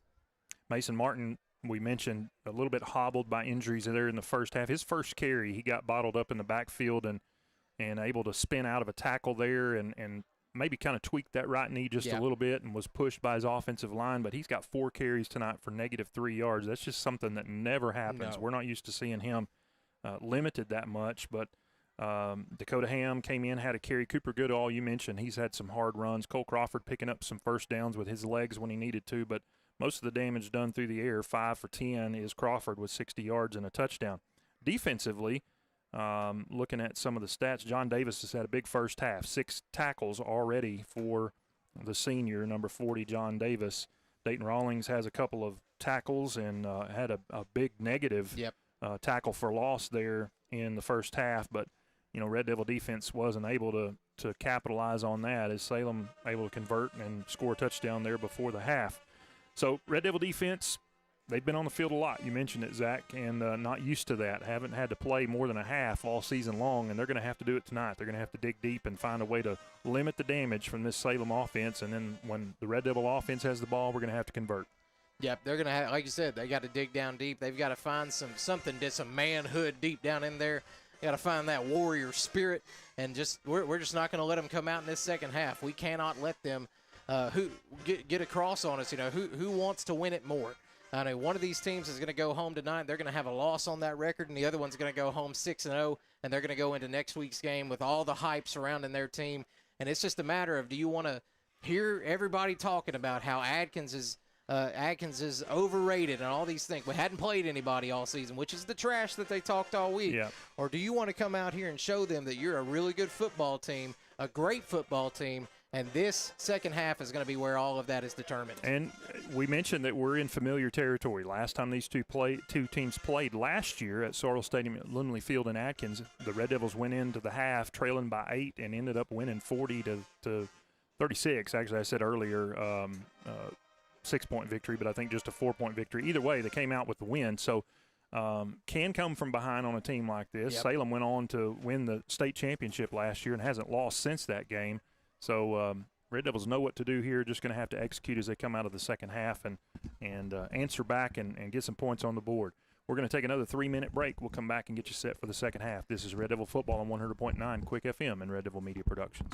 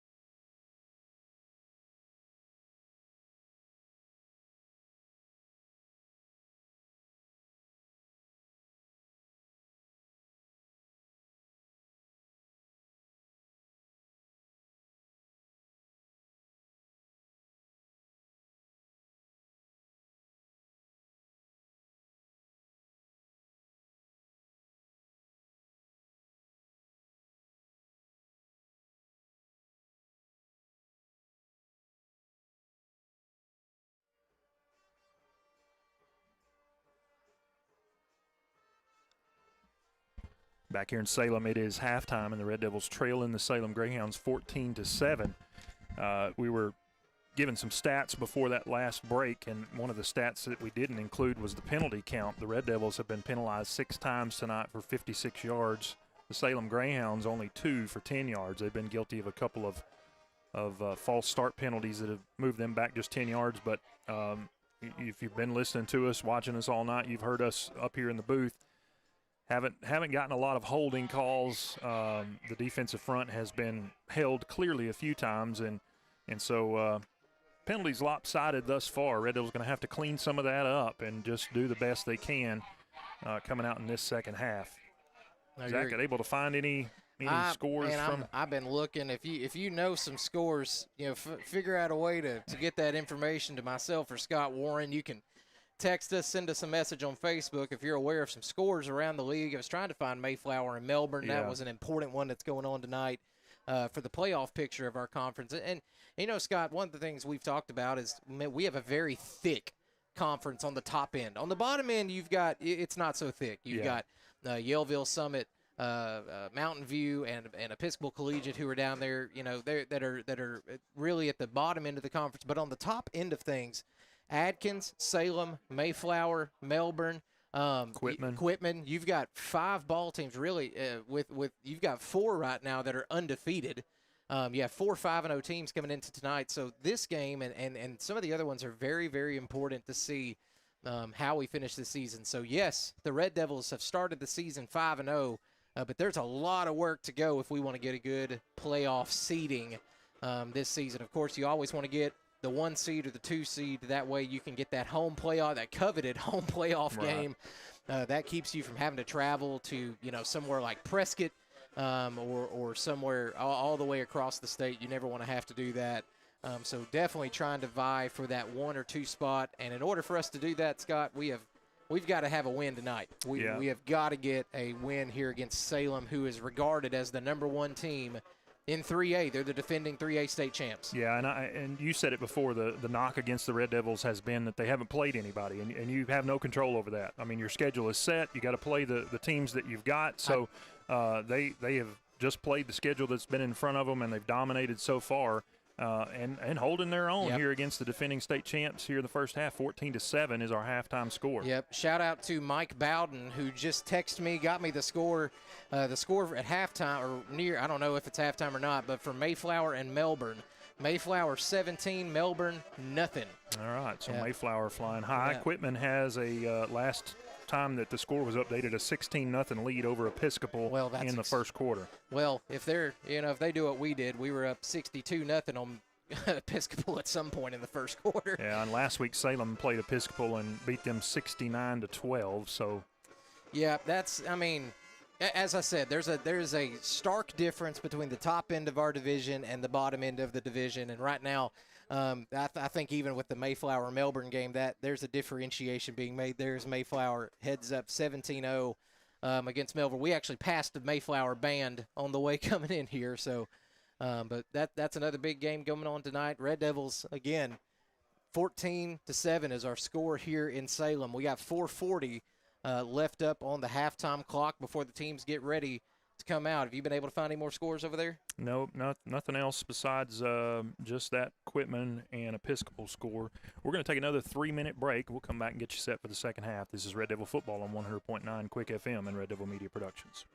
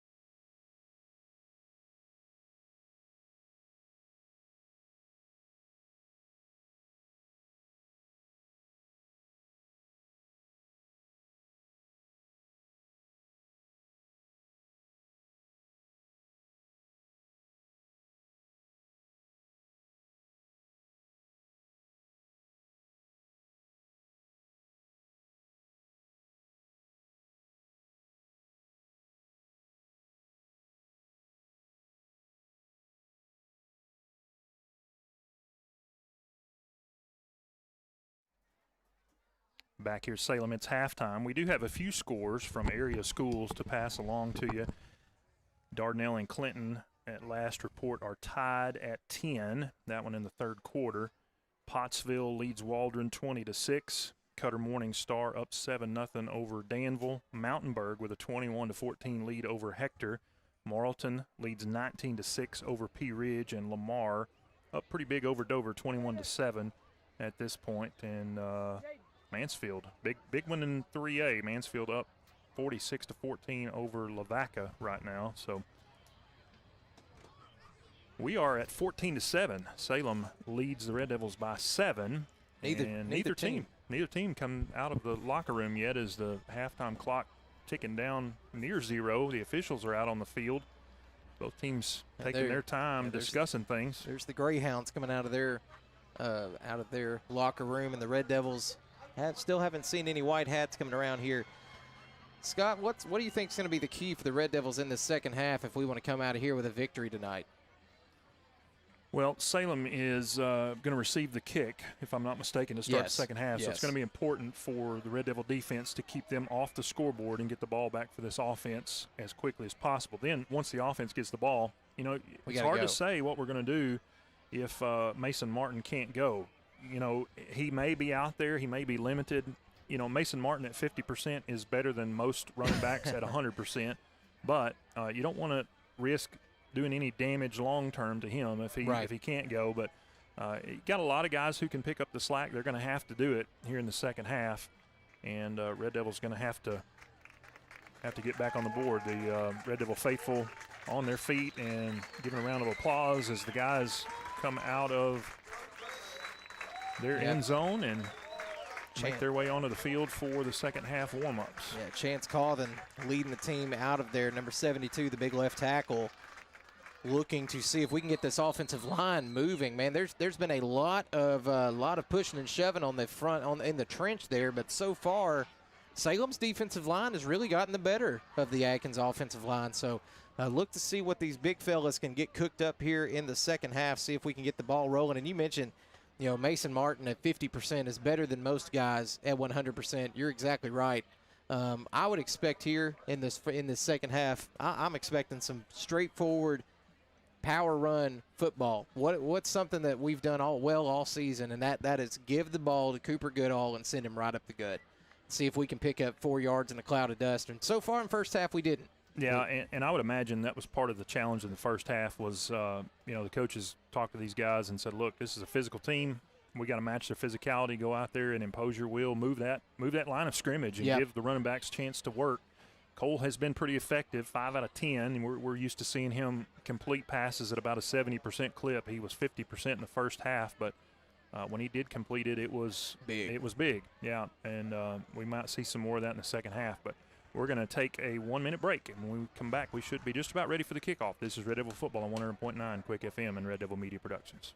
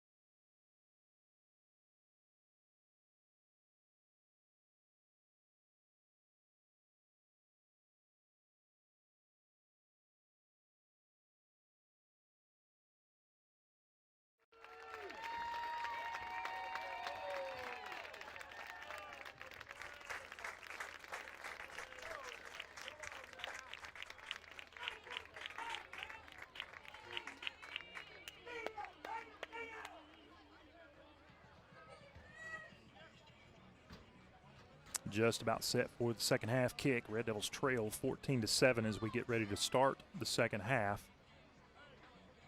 Salem going to get a chance to possess the ball first coming out of the half. Looks like several of these guys have some fresh tape on the ankles coming out of here. Very physical first half. Yeah. We saw several guys getting banged up, and that's what you expect in a high caliber Yeah. matchup like this one. And you mentioned it, Scott, man. You knew coming into the game it was going to be very physical, but until you get punched in the mouth, you're not ready to get punched in the mouth. Yeah. So I think now that you've had the first half to really man up, size up everybody, now is a good time for your offense to come in at halftime, make some big adjustments, knowing that across the way in their locker room they're doing the same exact thing that you are, because they don't like the fact they've been held to 14 points either. Right. So I think you're going to see some revamped attempts here on offense and defense. Like you said, our defense has done pretty well stopping them, only giving up 14 points to a team that's been averaging a lot more. As we get an onside kick, Kenny and that just one goes right to number 22, Cole Steeman, and he gets on it at about the 49-yard line. That's going to be great field position for Salem to start this drive. Atkins tried to catch Salem off guard there with a onside kick to start the second half, and that one went right to the big tight end. Coach Dobbs not happy about that one. You know, Scott, I think what I'm expecting to see from this Salem offense is more of those sweeps. Yeah. I think they're going to try to get number 5 out on the edge. 5 and 6 on the edge was dangerous for them in that first half before they started passing the ball. Yeah. And really, they did a lot of damage in the first drive. Red Devil defense kind of picked it up after that. And here comes 5 and a sweep. It's going to be a sweep over to 34. He's got some space. He's got room. He's going to make it about 5, 6 yards on the play before he gets brought down. Colton Smith, number 34, on the carry for. It's going to be 2nd and 4 on the play. Coach Dobbs was looking for holding on that one. Well, they did get some guys out to the second level, and there was some holding going on there. We haven't gotten a single one of those calls all night. I'm not expecting to get one here in the second half either. No, not gonna. They're not going to do us any favors.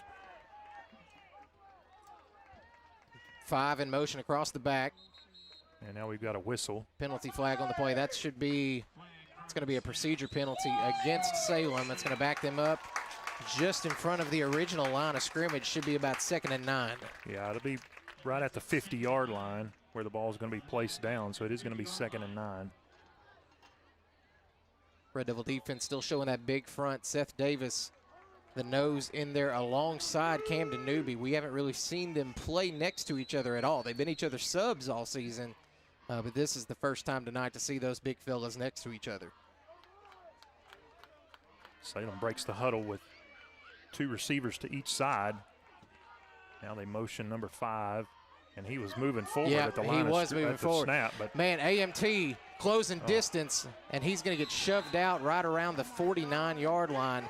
AMT closed the distance really well there, just couldn't bring him down. And a couple other guys behind him get the shove out for the tackle at the 49-yard line. That should bring up 3rd and 8. Kenny Rivas had a chance to drop that one for a loss. He went low for the tackle, and 34. Colton Smith able to step out of his tackle and pick up a couple of yards. Going to make it 3rd and 8. Yeah, Red Devils had 12 guys on the field. Seth Davis needed to come out. Now we're in that 3-4 formation we've seen all season.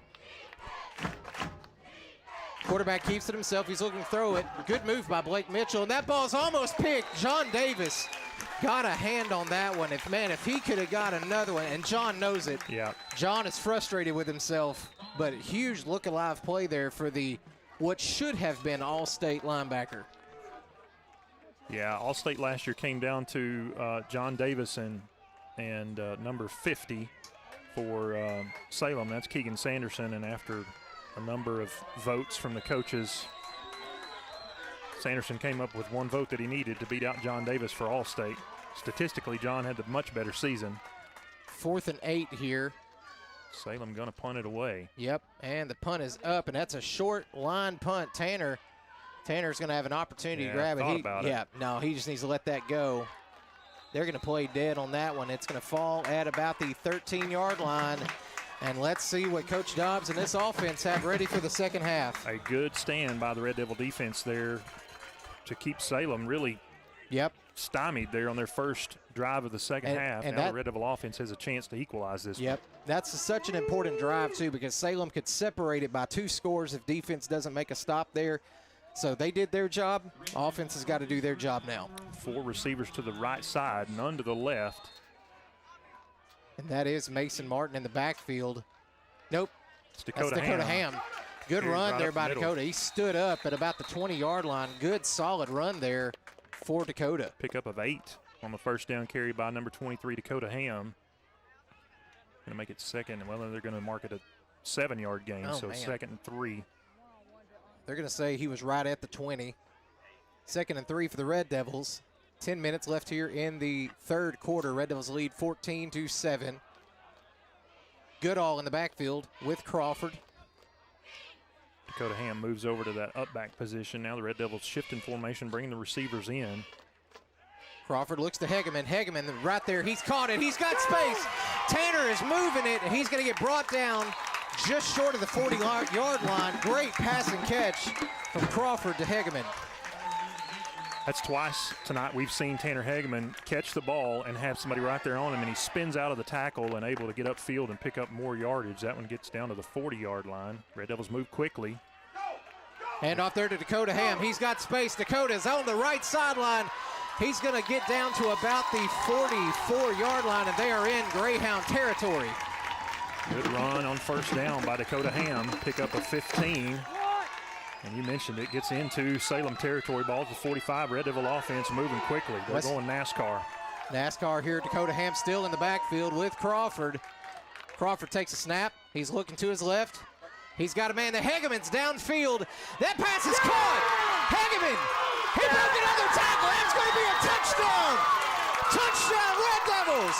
45 yards, Cole Crawford to Tanner Hegeman, and Tanner broke 2 tackles down there to get into the end zone.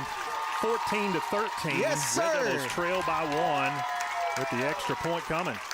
It's all about the yak, Scott. You got to have the yak yards. Yards after contact, and Tanner Hegeman has been slashing the Greyhounds on that tonight. Red Devils shift over into the extra point formation now. Kenny Rivas on to try to tie this one at 14. 9:14 left to go in the third quarter. Great answer by this Red Devil offense to start the second half. Yes, sir. That is exactly what the doctor ordered here as the hold is down. The kick, Kenny fell. Kick is up, and it is good. Great job there by Kenny to get the kick even with falling down. That ties us up, folks.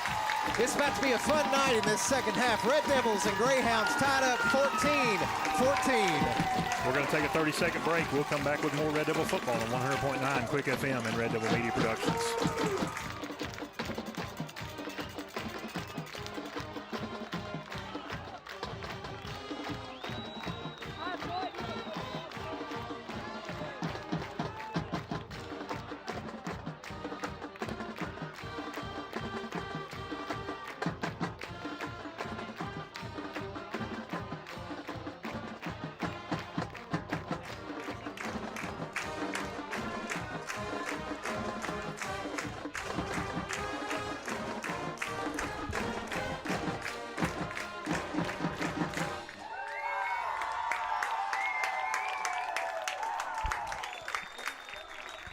As we come back to second half action, 9:14 left to go in the third quarter, and you may have heard the Red Devil faithful on their feet and cheering and applauding. And as you look across, Zach, at the other side, everybody on the Salem side is sitting on their hands right now. They are stunned as Red Devils have retaken the momentum here in this third quarter and tied things up 14-14. Kenny Rivas set to kick it away. Yeah, Kenny Rivas had a short onside attempt on that last kickoff to start this half. Didn't go well. Salem got the ball at the 50, and our defense made a strong stand, and Kenny boots the fire out of this one. That ball is going to be caught at the 10-yard line.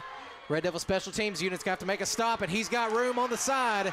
Tate Sweden is there. He did step out of bounds. Coach Harrelson saying he stepped out at the 40, and you've got a ref saying right there at the 42-yard line. I think they're being gracious, but here we go. Coach Dobbs is saying he was out of bounds back at the 33. I'm not sure exactly where he stepped out, but nonetheless, our defense is out here. 1st and 10 on the 42-yard line. They made a huge stop to start this half, so with 9:07 left in the second half, Red Devils are tied up now, 14-14, and this Red Devil crowd is lively tonight. And the band is fired up and playing, and this Red Devil defense looking to get the ball back to a red-hot Red Devil offense right now. That's going to be a handoff. He's got some room around the side. Not great tackling there, and he's finally brought down right at the first down marker. That was number 5, Caden Brink. Broke a couple tackles and picked up enough for the first down. Gain of 10. Gets into Red Devil territory. Ball at the 47-yard line. Red Devils did a pretty good job of keeping him bottled up in the first half, but that one had a couple of guys turn away from a tackle. You've got to embrace that. You've got to wrap that up and bring him down. AMT looking for a quick instruction, actually quick sub out there, and he's up there on the line now. A little confusion. Quarterback is going to hand off to 5. Oh, just got past Goodall. Goodall does slow him down enough for Blake Mitchell to get on him. And then the pile moves him back a little bit. That's going to be a pickup of a yard on the play. Boy, they're very generous with that. Yeah, they are, man. They're going to give him almost 2 on that. Wow, they stopped him at the line of scrimmage, and they're going to give him 2 yards. Cooper Goodall got his hand on a jersey and just able to hold on long enough for Blake Mitchell to come in and clean it up. Short gain. Makes it 2nd and 8. Ball at the Red Devil 46 as Salem trying to answer that last Red Devil score and retake the lead here. 8 minutes left to go in the third quarter. We're tied at 14.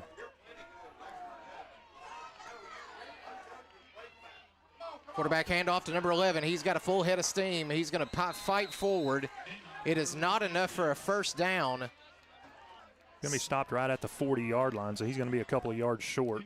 And again, they're going to give him the 39. My goodness, the spot, the just generous. It's not Christmas, Scott. It's not Christmas yet.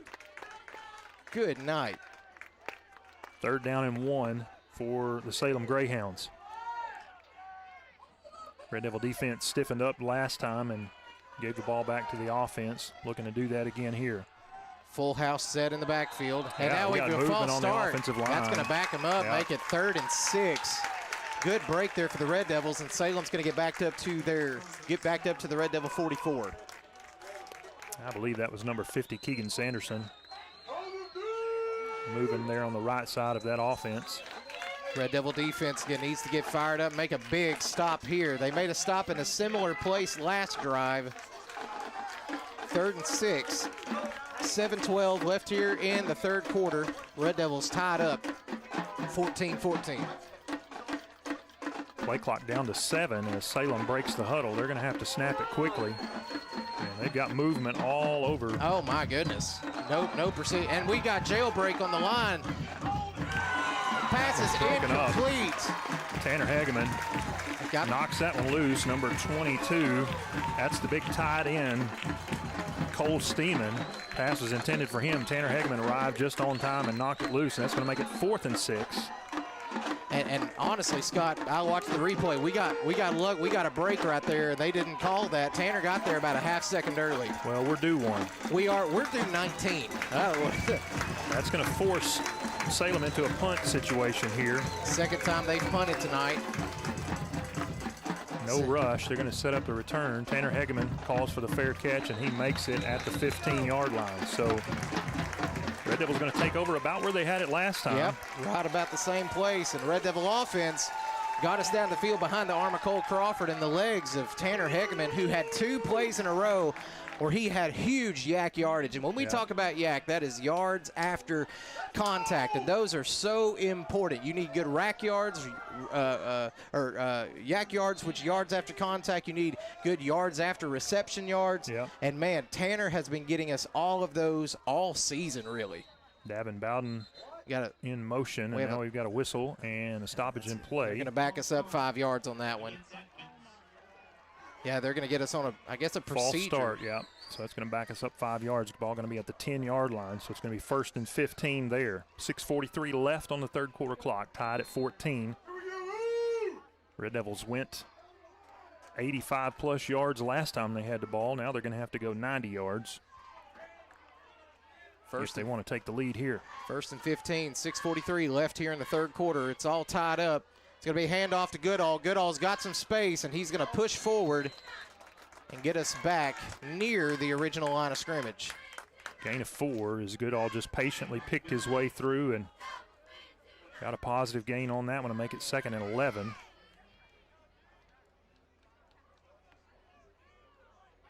Red Devils looking to the sideline for the play. Looks like it's going to be an empty backfield here for the Red Devils.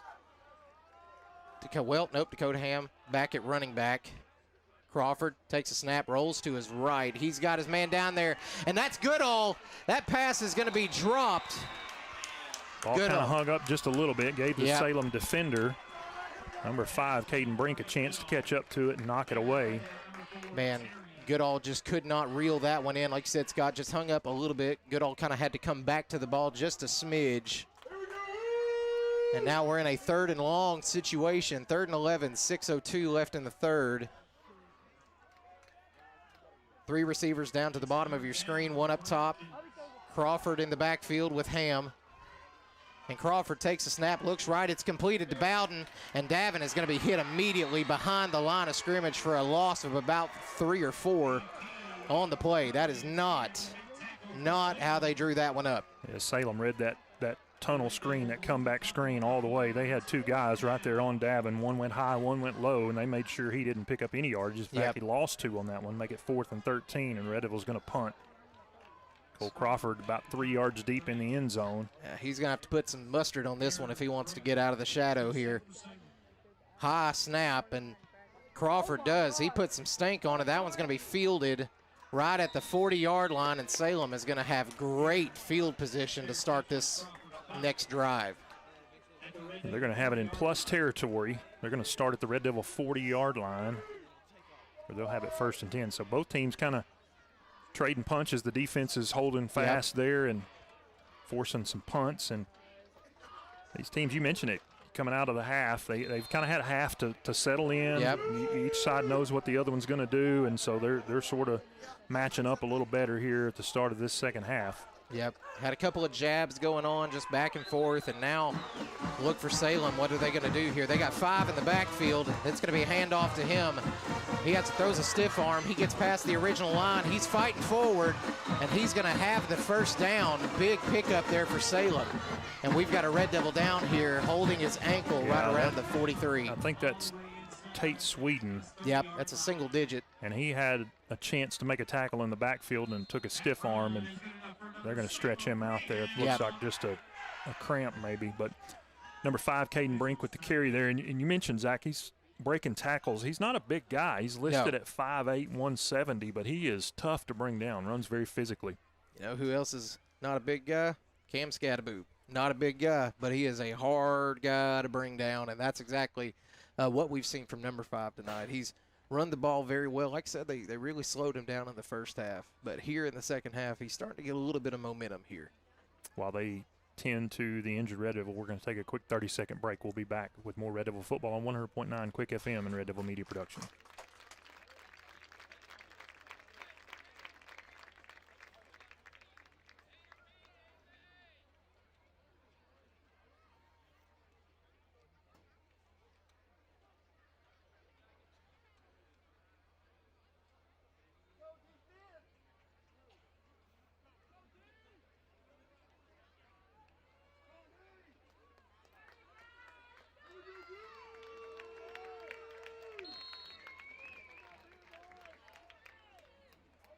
Five minutes and 6 seconds left to go in the 3rd quarter. As we make our way back from the timeout, Salem is going to have it. Ball sitting just inside the Red Devil 30-yard line, where they'll have it 1st and 10. Sweep play around to the right side. Number 5 again. He's got room, and he is going to have another good pickup there. Not quite enough for the 1st down. Actually, they're going to say it is. Yeah, he lowered his shoulder over there and picked up an extra 3 yards, and that's gonna be that fall forward got him enough for the 1st down. Yep, and that's going to give him, 1st and 10, ball on the 18-yard line. Salem headed towards the end zone. Defense needs to make a big stop here. Injured Red Devil on the last bit of that play before our break was Tate Sweden, who's one of our starting linebackers, so not sure who they got in for him. Another sweep play, same play to number 5, and he's going around the right side. He's going to be stood up, but not before he gets a good pickup on that play. Yeah, he's going to gain about 6 yards on that one. Yeah, they're running the same play right now. That's 3 in a row. I would too. Yeah, I mean, if you can't stop him, why not? Throw a sweep right to number 5, and we don't have an answer for it right now. They're going to give him 7 on that one, so it's going to be 2nd and 3. Ball sitting just outside the Red Devil 10-yard line. Salem can pick up a 1st down inside the 10. 3 minutes and 48 seconds left to go. We're tied at 14. Salem knocking on the door. Yep, watch it. Sweep left, sweep right, one of the two. And it's going to be right up the gut. He just lowered his shoulder over a Red Devil, and he's going to push forward. That's close to first down. I think they're going to say on this side that he got the first down. Yep, they're moving the chains. That's a first down. It's going to be first and goal. Ball on about the 6-yard line. Salem only got a little bit to go before they're in the Red Devils' end zone. And Mason Vick limping off, and he's down on the sideline. Looks like he's going to need to be stretched out. A lot of cramping going on tonight. Yeah. A lot of cramping. 5 in the backfield. Salem shifting some people around. Oh, man, there we go. Good tackling in the backfield. The first guy there was number 40, John Davis, who busted through the line, and then the next guy stopped it. That's going to be I think, did he get back to the line, or is it going to be a loss of 1? Just a short loss on the play. It's going to make it second and goal. Ball on the 6. From the 6, yeah. Yeah, so just a loss of a few inches there. Red Devil defense, good stop there on that first down. They got 3 more to go if they want to keep the Greyhounds out of the end zone. 2:34 left here in the third quarter. Oh, number 11 kept himself. He did not get in, but he did pick up about 4 on the play to make it down to the 2-yard line. Brings up third and goal. Ball on the 2. Cam Danubi runs off. Seth Davis right there in the middle of that Red Devil defense. Big play here for the Red Devils. Third and goal from the 2. 2 minutes now on the third quarter clock. Tied at 14. 5 is in the backfield. It's going to be a handoff to 5, and he's going to get past him. That's a touchdown, Salem. Yep, 5 got past John Davis, and once he got past John, he was into the end zone for the touchdown. There wasn't much left to do there. And Dayton Adami broke through and got into the backfield, just couldn't make a play. Caden Brink takes it in. Salem retakes the lead, 20-14. And we'll see what they elect to do here in terms of the point after. They were trotting Keegan Sanderson out there, and now they've pulled him off. He is, I believe, usually their kicker. He's the one who's been lined up to kick it away. It wouldn't surprise me if they went for 2 on this one, try to get an edge. Yeah, their play clock has not been running at all. It's been 45 seconds. Quarterback's going to take the snap. He's looking to his right. Goodall's giving chase, and that pass is going to be caught. Actually, it's out of bounds. Out of bounds, yeah. And that's going to be no good. Red Devils trail the Greyhounds 14-20. We got a kickoff coming up after this, folks. Yeah, 1:51 left. We're going to take a 30-second break. This is Red Devil Football on 100.9 Quick FM and Red Devil Media Productions.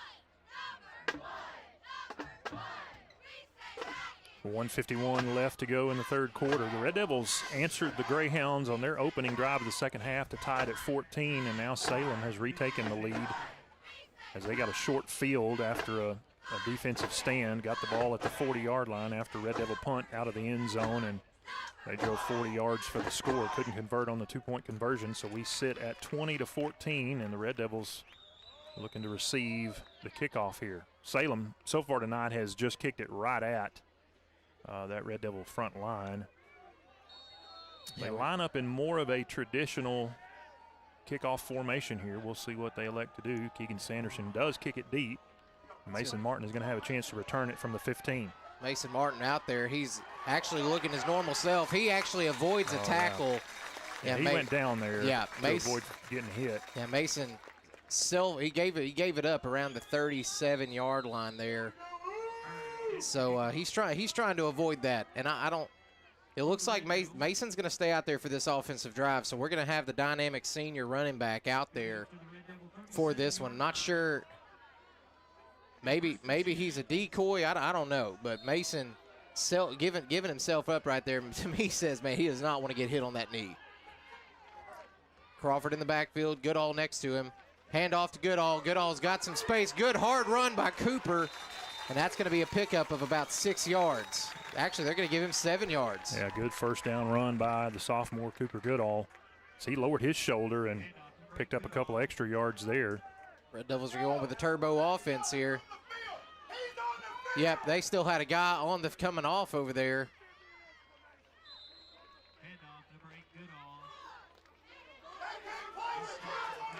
Yep, Red Devils actually several times tonight have snapped the ball while Salem still had extra guys on the field, and we're not going to get that call. No. Approaching 1 minute to go in the third quarter. Red Devils facing a 3rd down and 1. Showing cover 1 here is Salem, man. They're crowding that line. They've only got one man about 20 yards off, 15 yards off the football here, so they're fully expecting a run play here.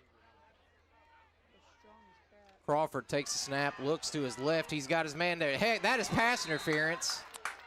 Tanner Hegeman was hit. Tanner Hegeman was being ridden as he went in to catch that ball. Say pass is incomplete and Hegeman is down. Yeah, Tanner took a hard hit. He had a guy on his back while he was trying to catch it. He is hurt. Coach Torres out on the field. Coach Snow headed out there as well. Yeah, Tanner is not well. We're going to take a 30-second break while they tend to him. This is Red Devil Football on 100.9 Quick FM and Red Devil Media Productions.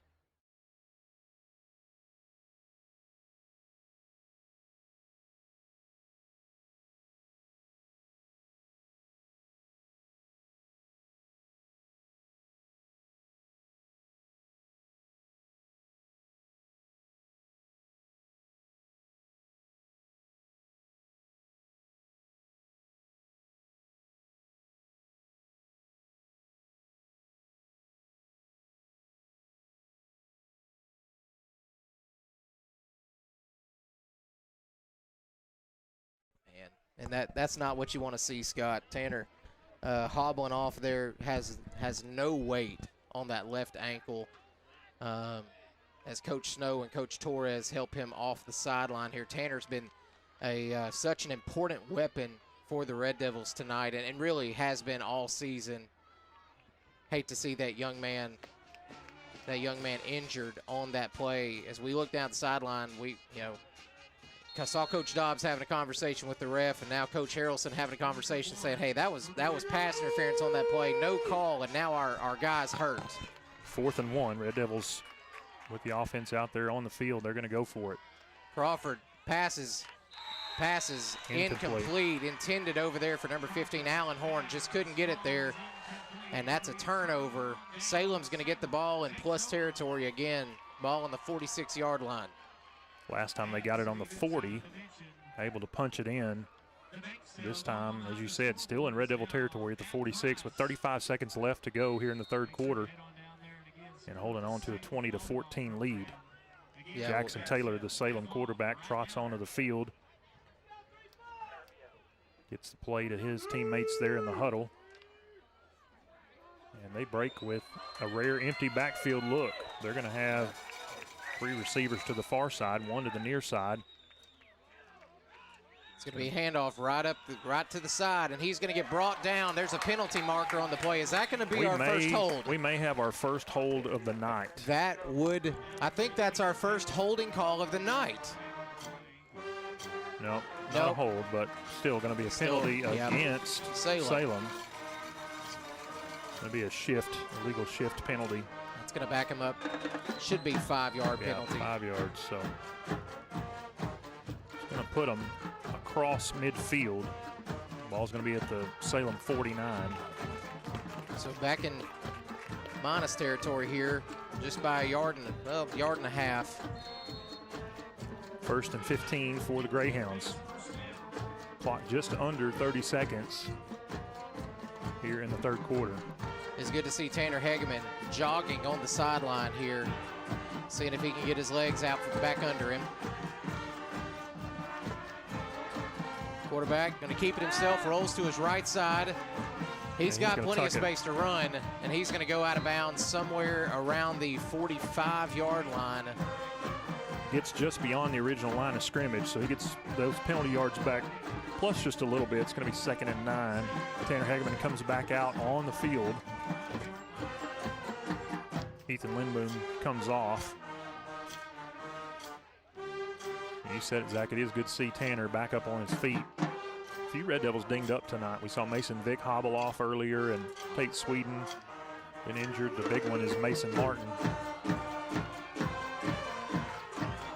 2nd and 9 for the Greyhounds.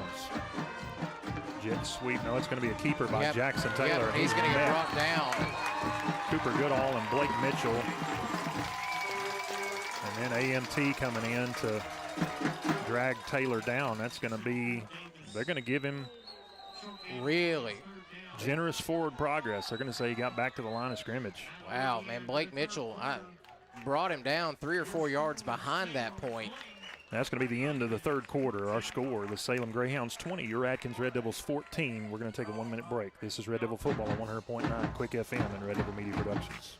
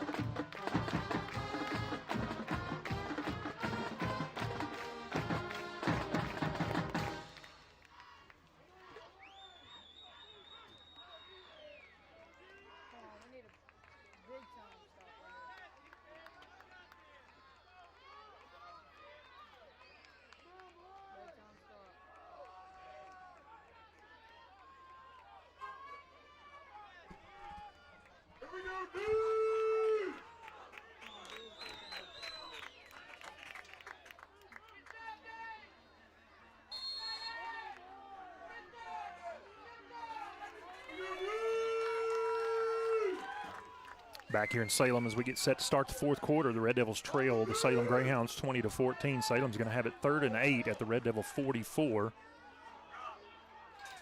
Red Devils need a big stop here for the sake of the game. Quarterback keeps it himself. John Davis is closing the distance. He's going to try to get away. John gets blocked in the back. He's trying to make it down the sideline. That pass is caught. Oh, that pass is going to be caught there. That's a first down. Ball at the 26-yard line, and we have another cramping Red Devil. Good gracious.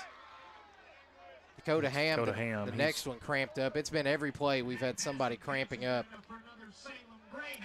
Good job by the Salem quarterback, Jackson Taylor, just scrambling around, buying time, and Steeman, the big tight end, got free just beyond the sticks there, enough to pick up the first down at the 26-yard line. 1st and 10 for Salem there. That one hurt. That one hurt. We needed a big stop there. Did not get it. And John Davis was closing in, and Jackson Taylor just avoided him. Bought himself some time. That's another sweep to 5. He's going to get past the first line, but gets brought down after a gain of just a couple. The ball is out. Ball is out. That's a Red Devil football. Red Devils got the fumble. Caden Brink fumbled it over there, and I didn't see the Red Devil who came out with it. I'm watching the replay over here, Scott.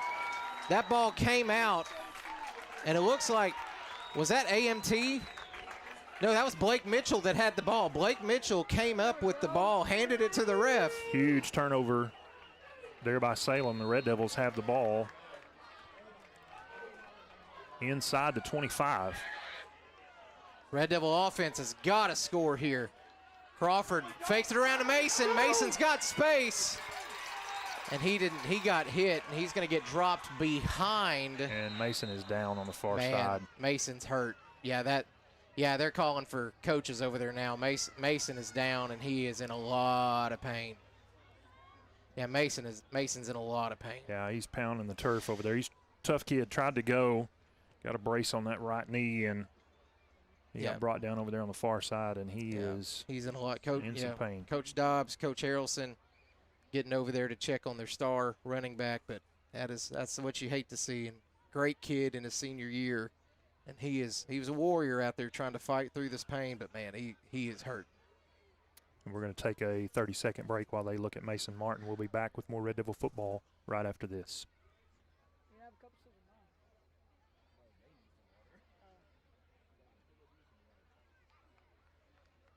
Yeah, we've had like 50 freaking fans.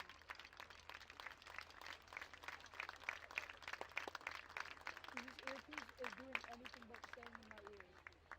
There. The injured Red Devil, number 29, Mason Martin. And God, I have to shove this thing in my ear every 5 minutes. But staying in my ear.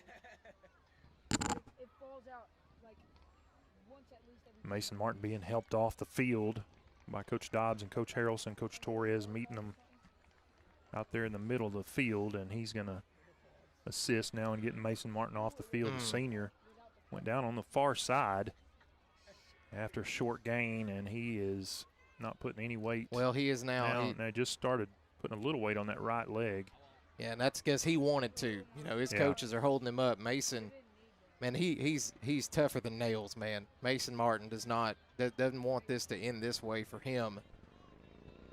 And he has been Mr. Dependable throughout his entire whole career. Yeah, football, basketball, he is dependable in everything that he does. And Mason is going to be now off the field. Dakota Ham is going to come in as the speed back. 11 minutes, 3 seconds left to go, and it looks like the Red Devils are going to have to do it without their star all-state running back, Mason Martin. Trailing by 6, 20-14. And now, well, the play clock has been running. Mason wasn't even off the field, and they started running the play clock. Yeah. Yeah, the referees, like Coach Dobbs over there, but the play clock was running, and Mason Martin was not even off the field yet. We've seen them hold the play clock for a long time when Salem has the ball, and now that's started a little soon. That's going to cost Atkins a timeout. Yeah, Coach Dobbs calls timeout, gets out there with his team, and he wasn't too happy. He didn't say anything to the officials. I think he's just mad upset with his team for not getting up there and snapping the ball. Yeah, I think right now, you know, you don't want to say it, but a little bit of wind let out of the sails whenever you see your several guys get hurt tonight. Yeah, it's just been one after another. First Tanner's injury, and you know, Mason out there with this one. Not sure what his condition is. They've got him over at the sideline. Coach Harrelson taking a look at him. Looks like they're getting some ice for him. Tanner Hegeman is back out on the field for the Red Devils. Good to see him back out there after that injury scare. Dakota Ham in the backfield for the Red Devils as they break the timeout huddle with 2 receivers to each side.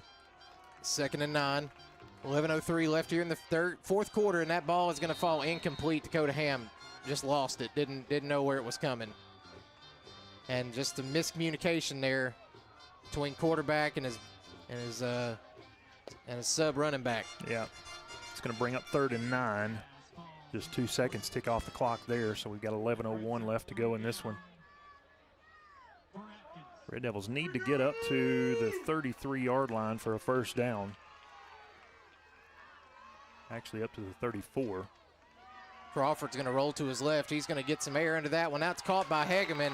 Short of the first down. Short of the first down line. Oh, what a terrible spot. That is an absolutely horrible spot. He spotted him where he got, oh my goodness. He caught the ball at the 32 and got driven back to the 30, and that's where they spotted it. Yeah, you got to call forward progress. He was inches short of that first down marker. They're going to punt. Actually, going to throw the ball, and now they're blowing it dead. No! What is going on here? A flag on the far side from the back official. That's a defensive penalty, and they just blew that dead. Cole Crawford in punt formation had a wide open receiver on the left side, and he completed it. But that's going to be a defensive penalty. It is going to give us a first down. Yeah, it is going to give us a first down, but they took a big play off the board. Yeah, but you're right. You know, heard it from one of the Red Devils. That could have been a touchdown. You know, that was a completed pass to 8th and Langley. They do get the first down, but man, what this All right, I'm going to shut up, Scott. I'm just going to shut up.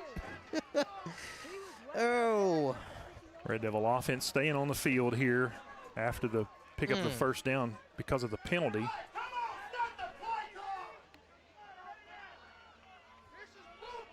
What is I'm not sure what's going on with the. Oh my goodness! No, the play. They got to restart the play They clock. did and not. They're going to call delay of game. These officials. This is dog trash right here. They did not even reset the play clock, and now they're going to call a delay of game. This is garbage.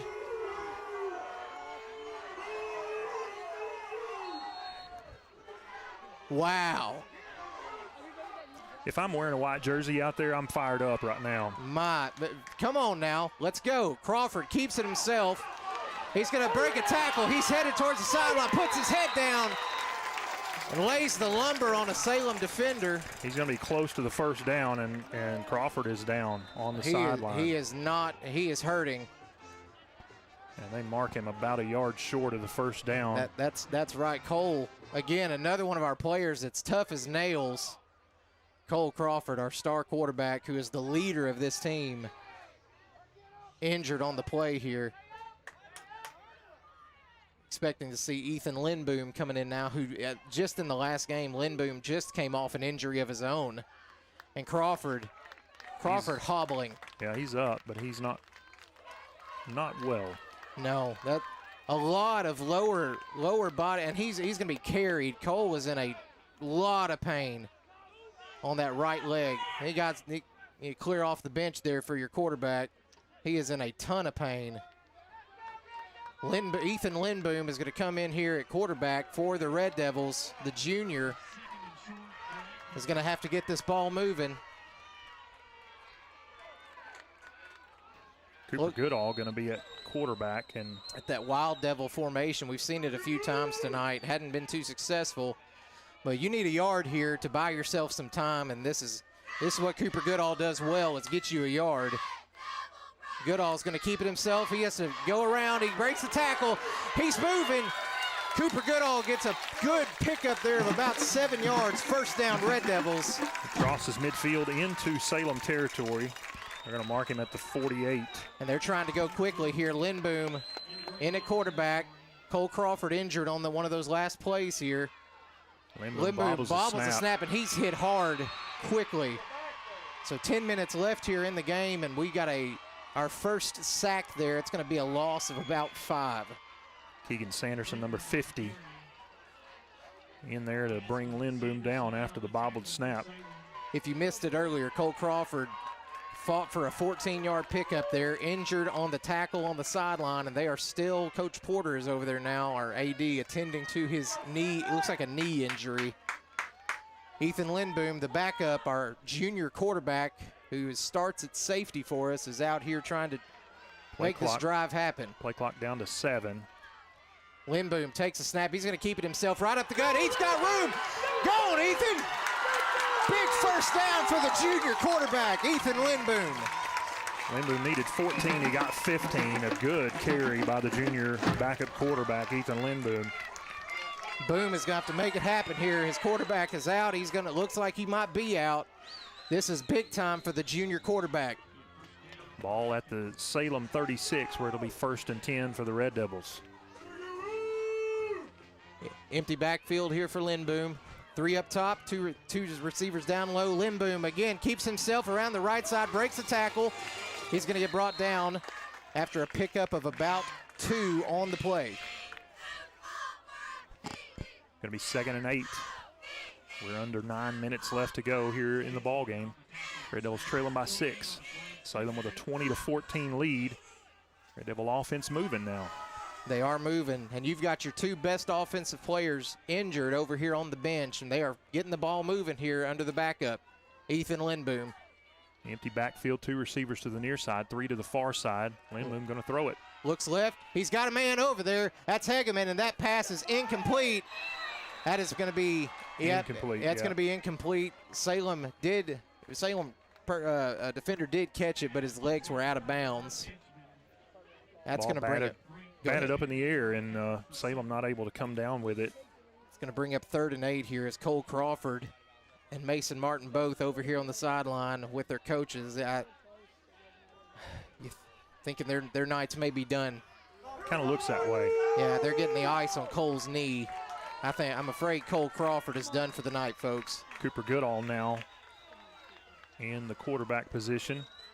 Cooper's been the backup QB most of the season so far. Cooper can't break that tackle. He's going to get brought down behind the line, and that's going to bring up 4th and probably about 12.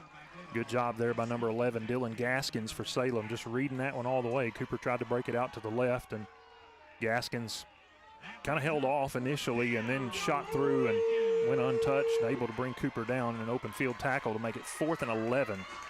Big play here for the Red Devil offense. Have to convert if they want to keep this drive alive. Lindboom in at quarterback. Takes the snap, looks to his left. He's going to have to escape. He's going to let one go, and he's got it. That pass. Oh, so close. Oh, man. In and out of the hands of number 2, Tate Sweden. So close.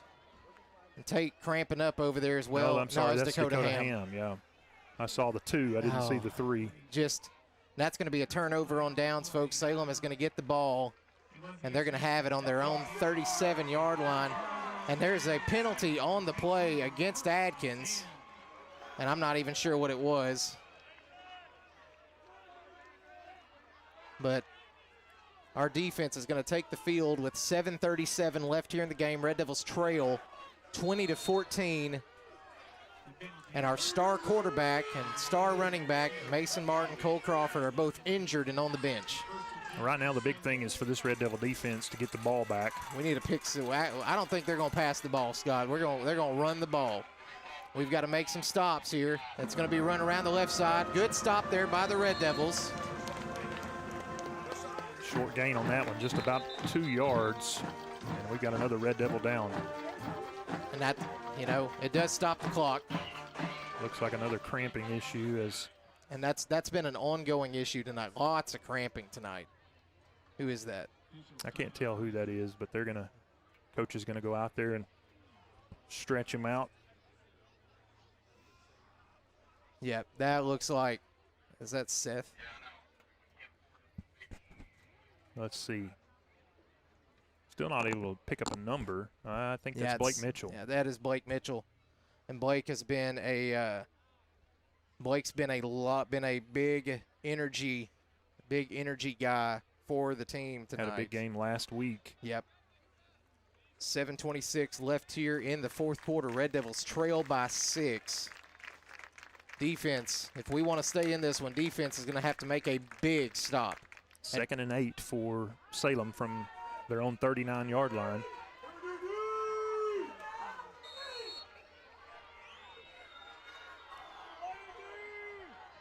Red Devils showing 3 down linemen. Dayton Rawlings on your left side has been big time for the Red Devils this season. It's going to be a handoff right around to the right side. He's got a little bit of space, but he's going to get brought down after a pickup of about 3 on the play. That's going to bring up 3rd, and, man, they're gracious with that spot. Now they're backing it up a little bit now. There we go. 3rd, about 4. 3rd and 4. Sawyer Bartlett came in on the defensive line for Blake Mitchell. Red Devils he stays out there. Yeah, they need a big stop here. Need a big stop here, does the Red Devil defense. That's going to be a handoff. No quarterback keeps it himself, and he's got the first down. Yeah, he's got the first down by about a yard. He needed the 46, and he got out to about the 48.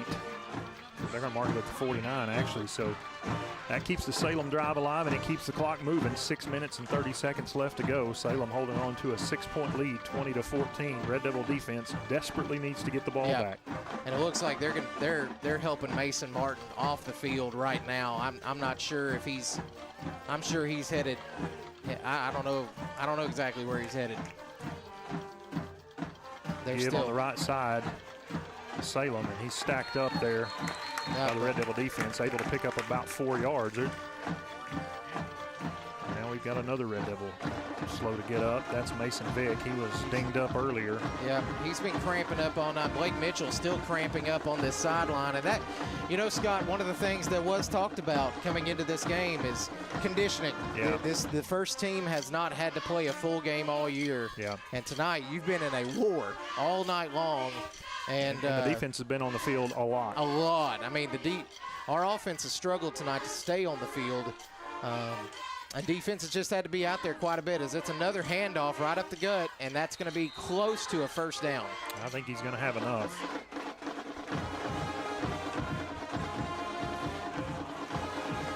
Let's see where they mark it. Yeah, I think they're going to give it to him. Yeah. Yep, that's going to be really close to a first down, but they're going to give it to him. Seth Davis comes on. Sawyer Bartlett off. Now Cooper Goodall limping off the field. And Tanner Hageman running off. Red Devils showing that big set again with Camden Newby and Seth Davis out there. Of course, Seth, I think, still out there for Blake Mitchell, who's still kind of nursing that leg injury. Play clock down to 5. Now down to 3.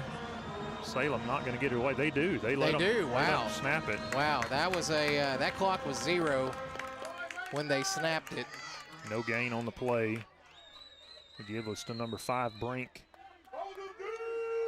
It'll be 2nd and 10 for Salem. Yep, 4:37 left here in the game. Red Devil defense has got to get a big stop if the offense wants a shot at this. And as we mentioned earlier, it's going to be Ethan Lindboom under the helm of this offense if they get back onto the field. Yeah, and Salem is going to take every second they can off this clock. They're going to try to keep it out of the Red Devils' hands. And they should. Yeah. They should.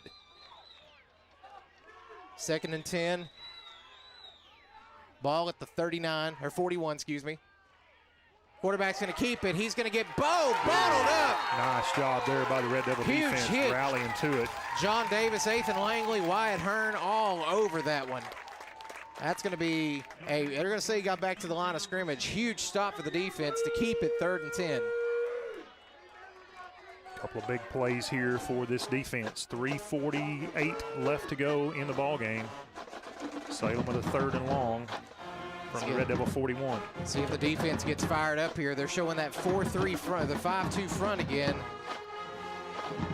Salem taking every second off that clock. 8 on the play clock. 3, 2, there it's going to be a quarterback. It's going to be a reverse. Oh, that's a hold out here on the edge. Terrible hold. And there's a penalty flag. I don't know that that's going to be. Well, they do have a flag here right at the hold. That's going to come back. Yeah, that was a horrible hold out on the edge. Blatant hold. And again, that is going to be our first holding call in favor of the Red Devils tonight. And it comes with 3 minutes and 14 seconds left in the ball game. They have been guilty of holding long before this, but this is the first one that's going to be called.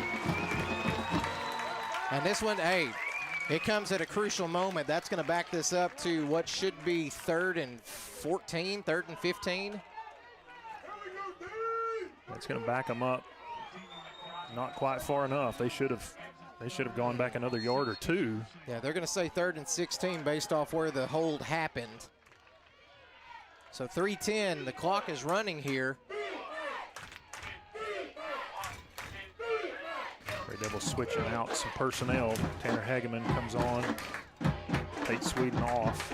6 seconds on the play clock. 3rd and 16. Empty backfield, and he's going to run it himself. He's got space. There's another hold on the edge, and it's not going to be called. No, they're not going to call that hold, and there's not going to call it. He didn't get the first down. It's going to be about 4th and 6. Picks up 10 yards, and I think you keep your offense on the field if you're Salem. Oh yeah, without a doubt. Yeah, Salem, and they are. They're going to keep their offense on the field here. 2:40 left here in the game. Red Devils trail 20-14. Our defense has got to make a stop if they want to keep this undefeated season alive and give Ethan Lindboom and the offense a shot to get this thing done. Red Devil crowd urging on this Red Devil defense now. Bobbled snap. Quarterback keeps himself, rolls to his right. That pass is Oh, did he get it? Oh, he didn't get it. That's okay because it's good. It's going to be a turnover on downs. It's a turnover. I thought John Davis almost had the pick, but it works out. We're going to get the ball back. And now there's a Salem player down. Yes, we do have an injury on the field. Coach Torres down there with Salem's player that is injured. Looks like he may lower body injury as well, cramping. Yeah, they're going to stretch him out. Yeah, Coach Torres down there, Salem's coach, is here as well. 2:15 left in the game. Red Devils just get the ball back, trailing 14-20. Can our backup quarterback lead us to victory? Well, he's going to have to go, how far, 65 yards? He's got to make 65 yards. Red Devils have 2 timeouts remaining in this one to get all this way. The Greyhounds have all 3 of their timeouts left. I would imagine they're going to try to – they don't want to stop the clock. No. They want to run as much time off of it as they can. And no.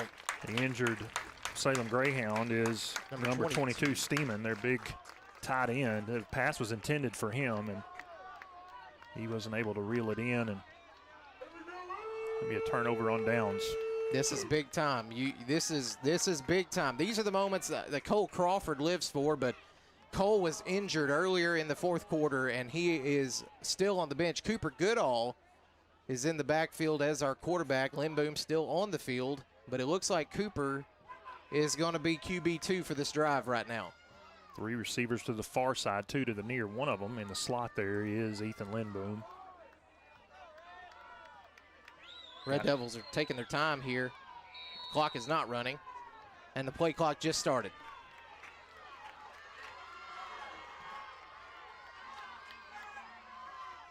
Goodall keeps it himself. He's got nowhere to go. He is hit immediately, and I think he got back to the line of scrimmage there. Red Devils going to have to hurry up. Yeah, clock ticks under 2.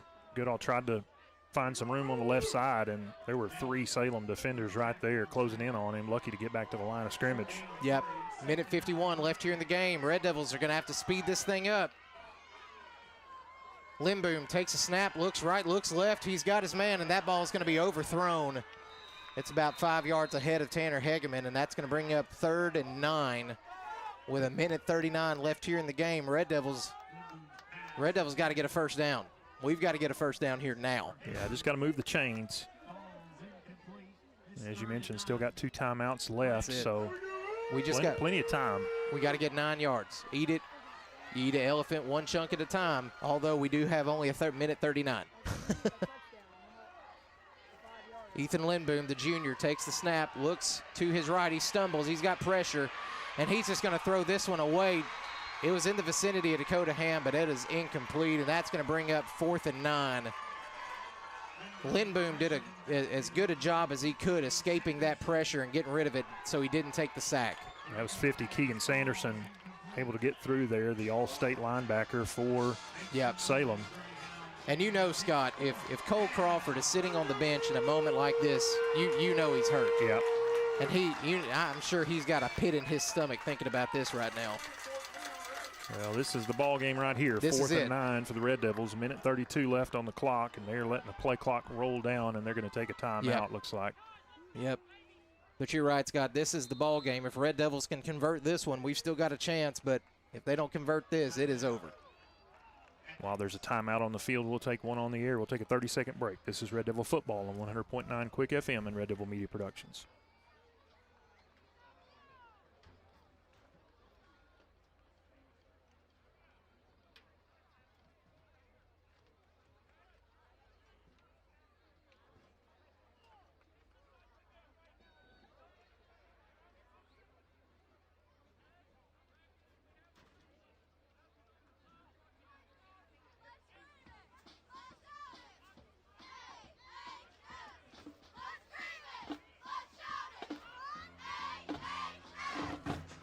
As we get set to return to action here, a minute and 32 seconds left to go in the ball game. Red Devils facing a 4th and 9 from their own 36-yard line.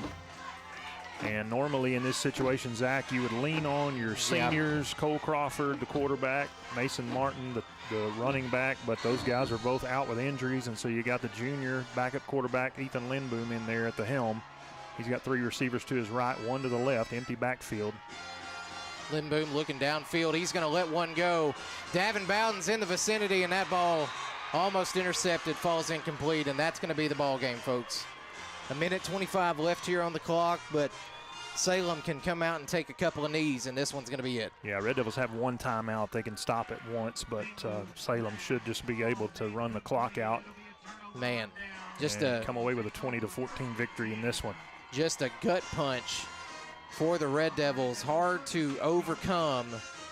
Hard to overcome your two best offensive guys going down with injuries. Mason Martin, as you mentioned earlier, Scott, Mason Martin was hurt on the first offensive play of the game. Yeah. He tried to stick it out, but really just could not go. He came back in finally in the fourth quarter, and on a sweep over to the right side, took a shot, went down, and just couldn't get back up. And Crawford injured after a good run there, but a valiant effort by the Red Devils' second string quarterback to get us out there. Just could not get it going tonight, as the defense is going to give up a first down, or about 5 or 6 yards here.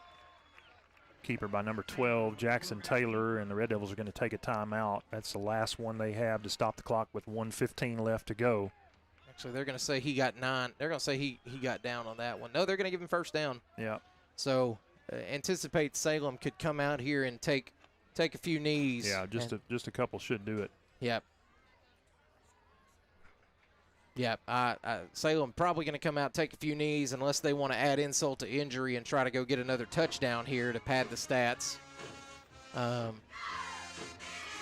you know, those points some might think those points are important later in the season. They are when it comes down to tiebreakers. It does. So, you know, we'll see what happens here. There's not much of a respectable game when you're, fighting for the top playoff spots to get a home playoff game. Yeah, and we mentioned earlier the top 5 in the conference are pretty salty, so you want to try to separate yourself any opportunity you get. So I don't know. Salem may run a few plays here and just see if they can sneak into the end zone one more time. Yeah, I wouldn't be surprised by that. You know, our defense needs to fight that. They need to, they need to fight that.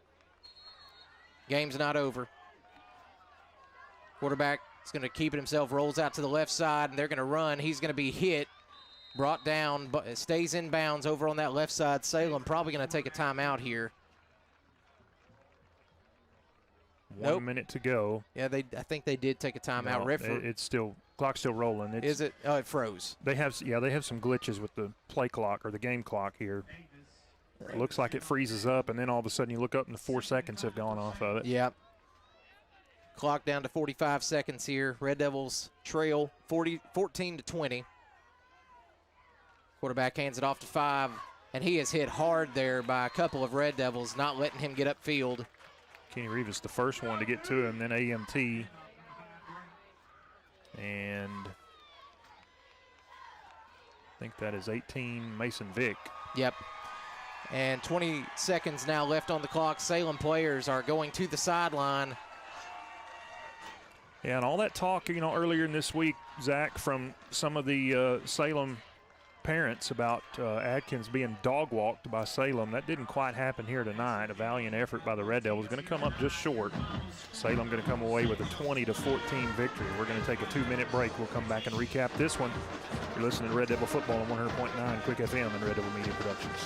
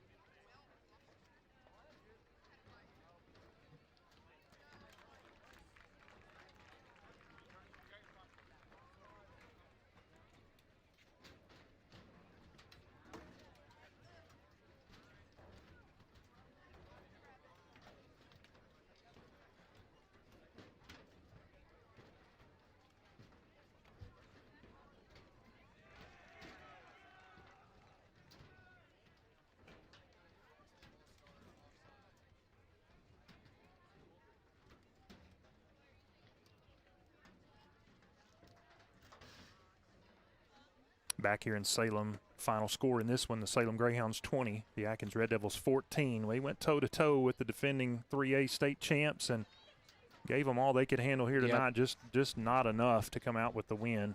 Yeah, and you can't make me believe that, you know, a healthy Mason Martin in that game and a healthy Cole Crawford at the end of that game who is clutch. You know, that's one of the things about Cole. We saw it quite a bit in basketball season. When the end of the game comes and it's crunch time, Cole Crawford wants the ball in his hand. He's very comfortable with it. But tonight just was not meant to be. The injury, first play of the game to Mason Martin, kept him out the duration, really, of the game. He came back in towards the end and ended up getting re-injured worse. Yeah. He was taken off earlier, not sure exactly what his condition is.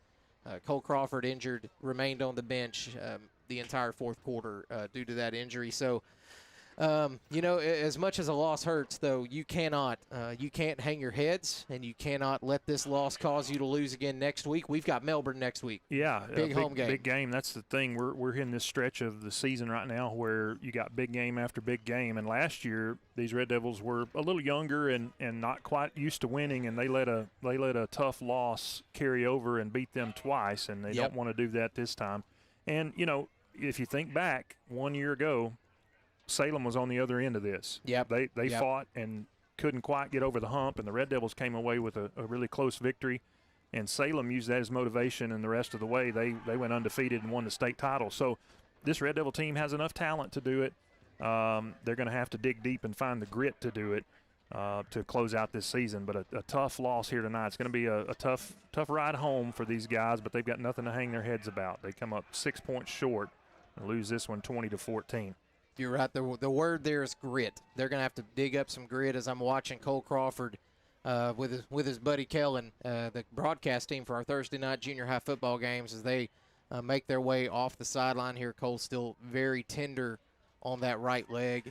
Hopeful to see our quarterback and our star running back 100% next week going into that game at Melbourne. But we're just looking to have some grit coming into this. This season is far from over, folks. We knew somebody was going to leave here tonight 5-1, but that is not the end of the season. We got 4 games left. After tonight, we have really good, hopeful playoff look and still very much at hand as the 1 seed and the 2 seed in our playoff games. Yeah, and we'll try to get back on the winning track next Friday night at home as the Red Devils host the Melbourne Bearcats.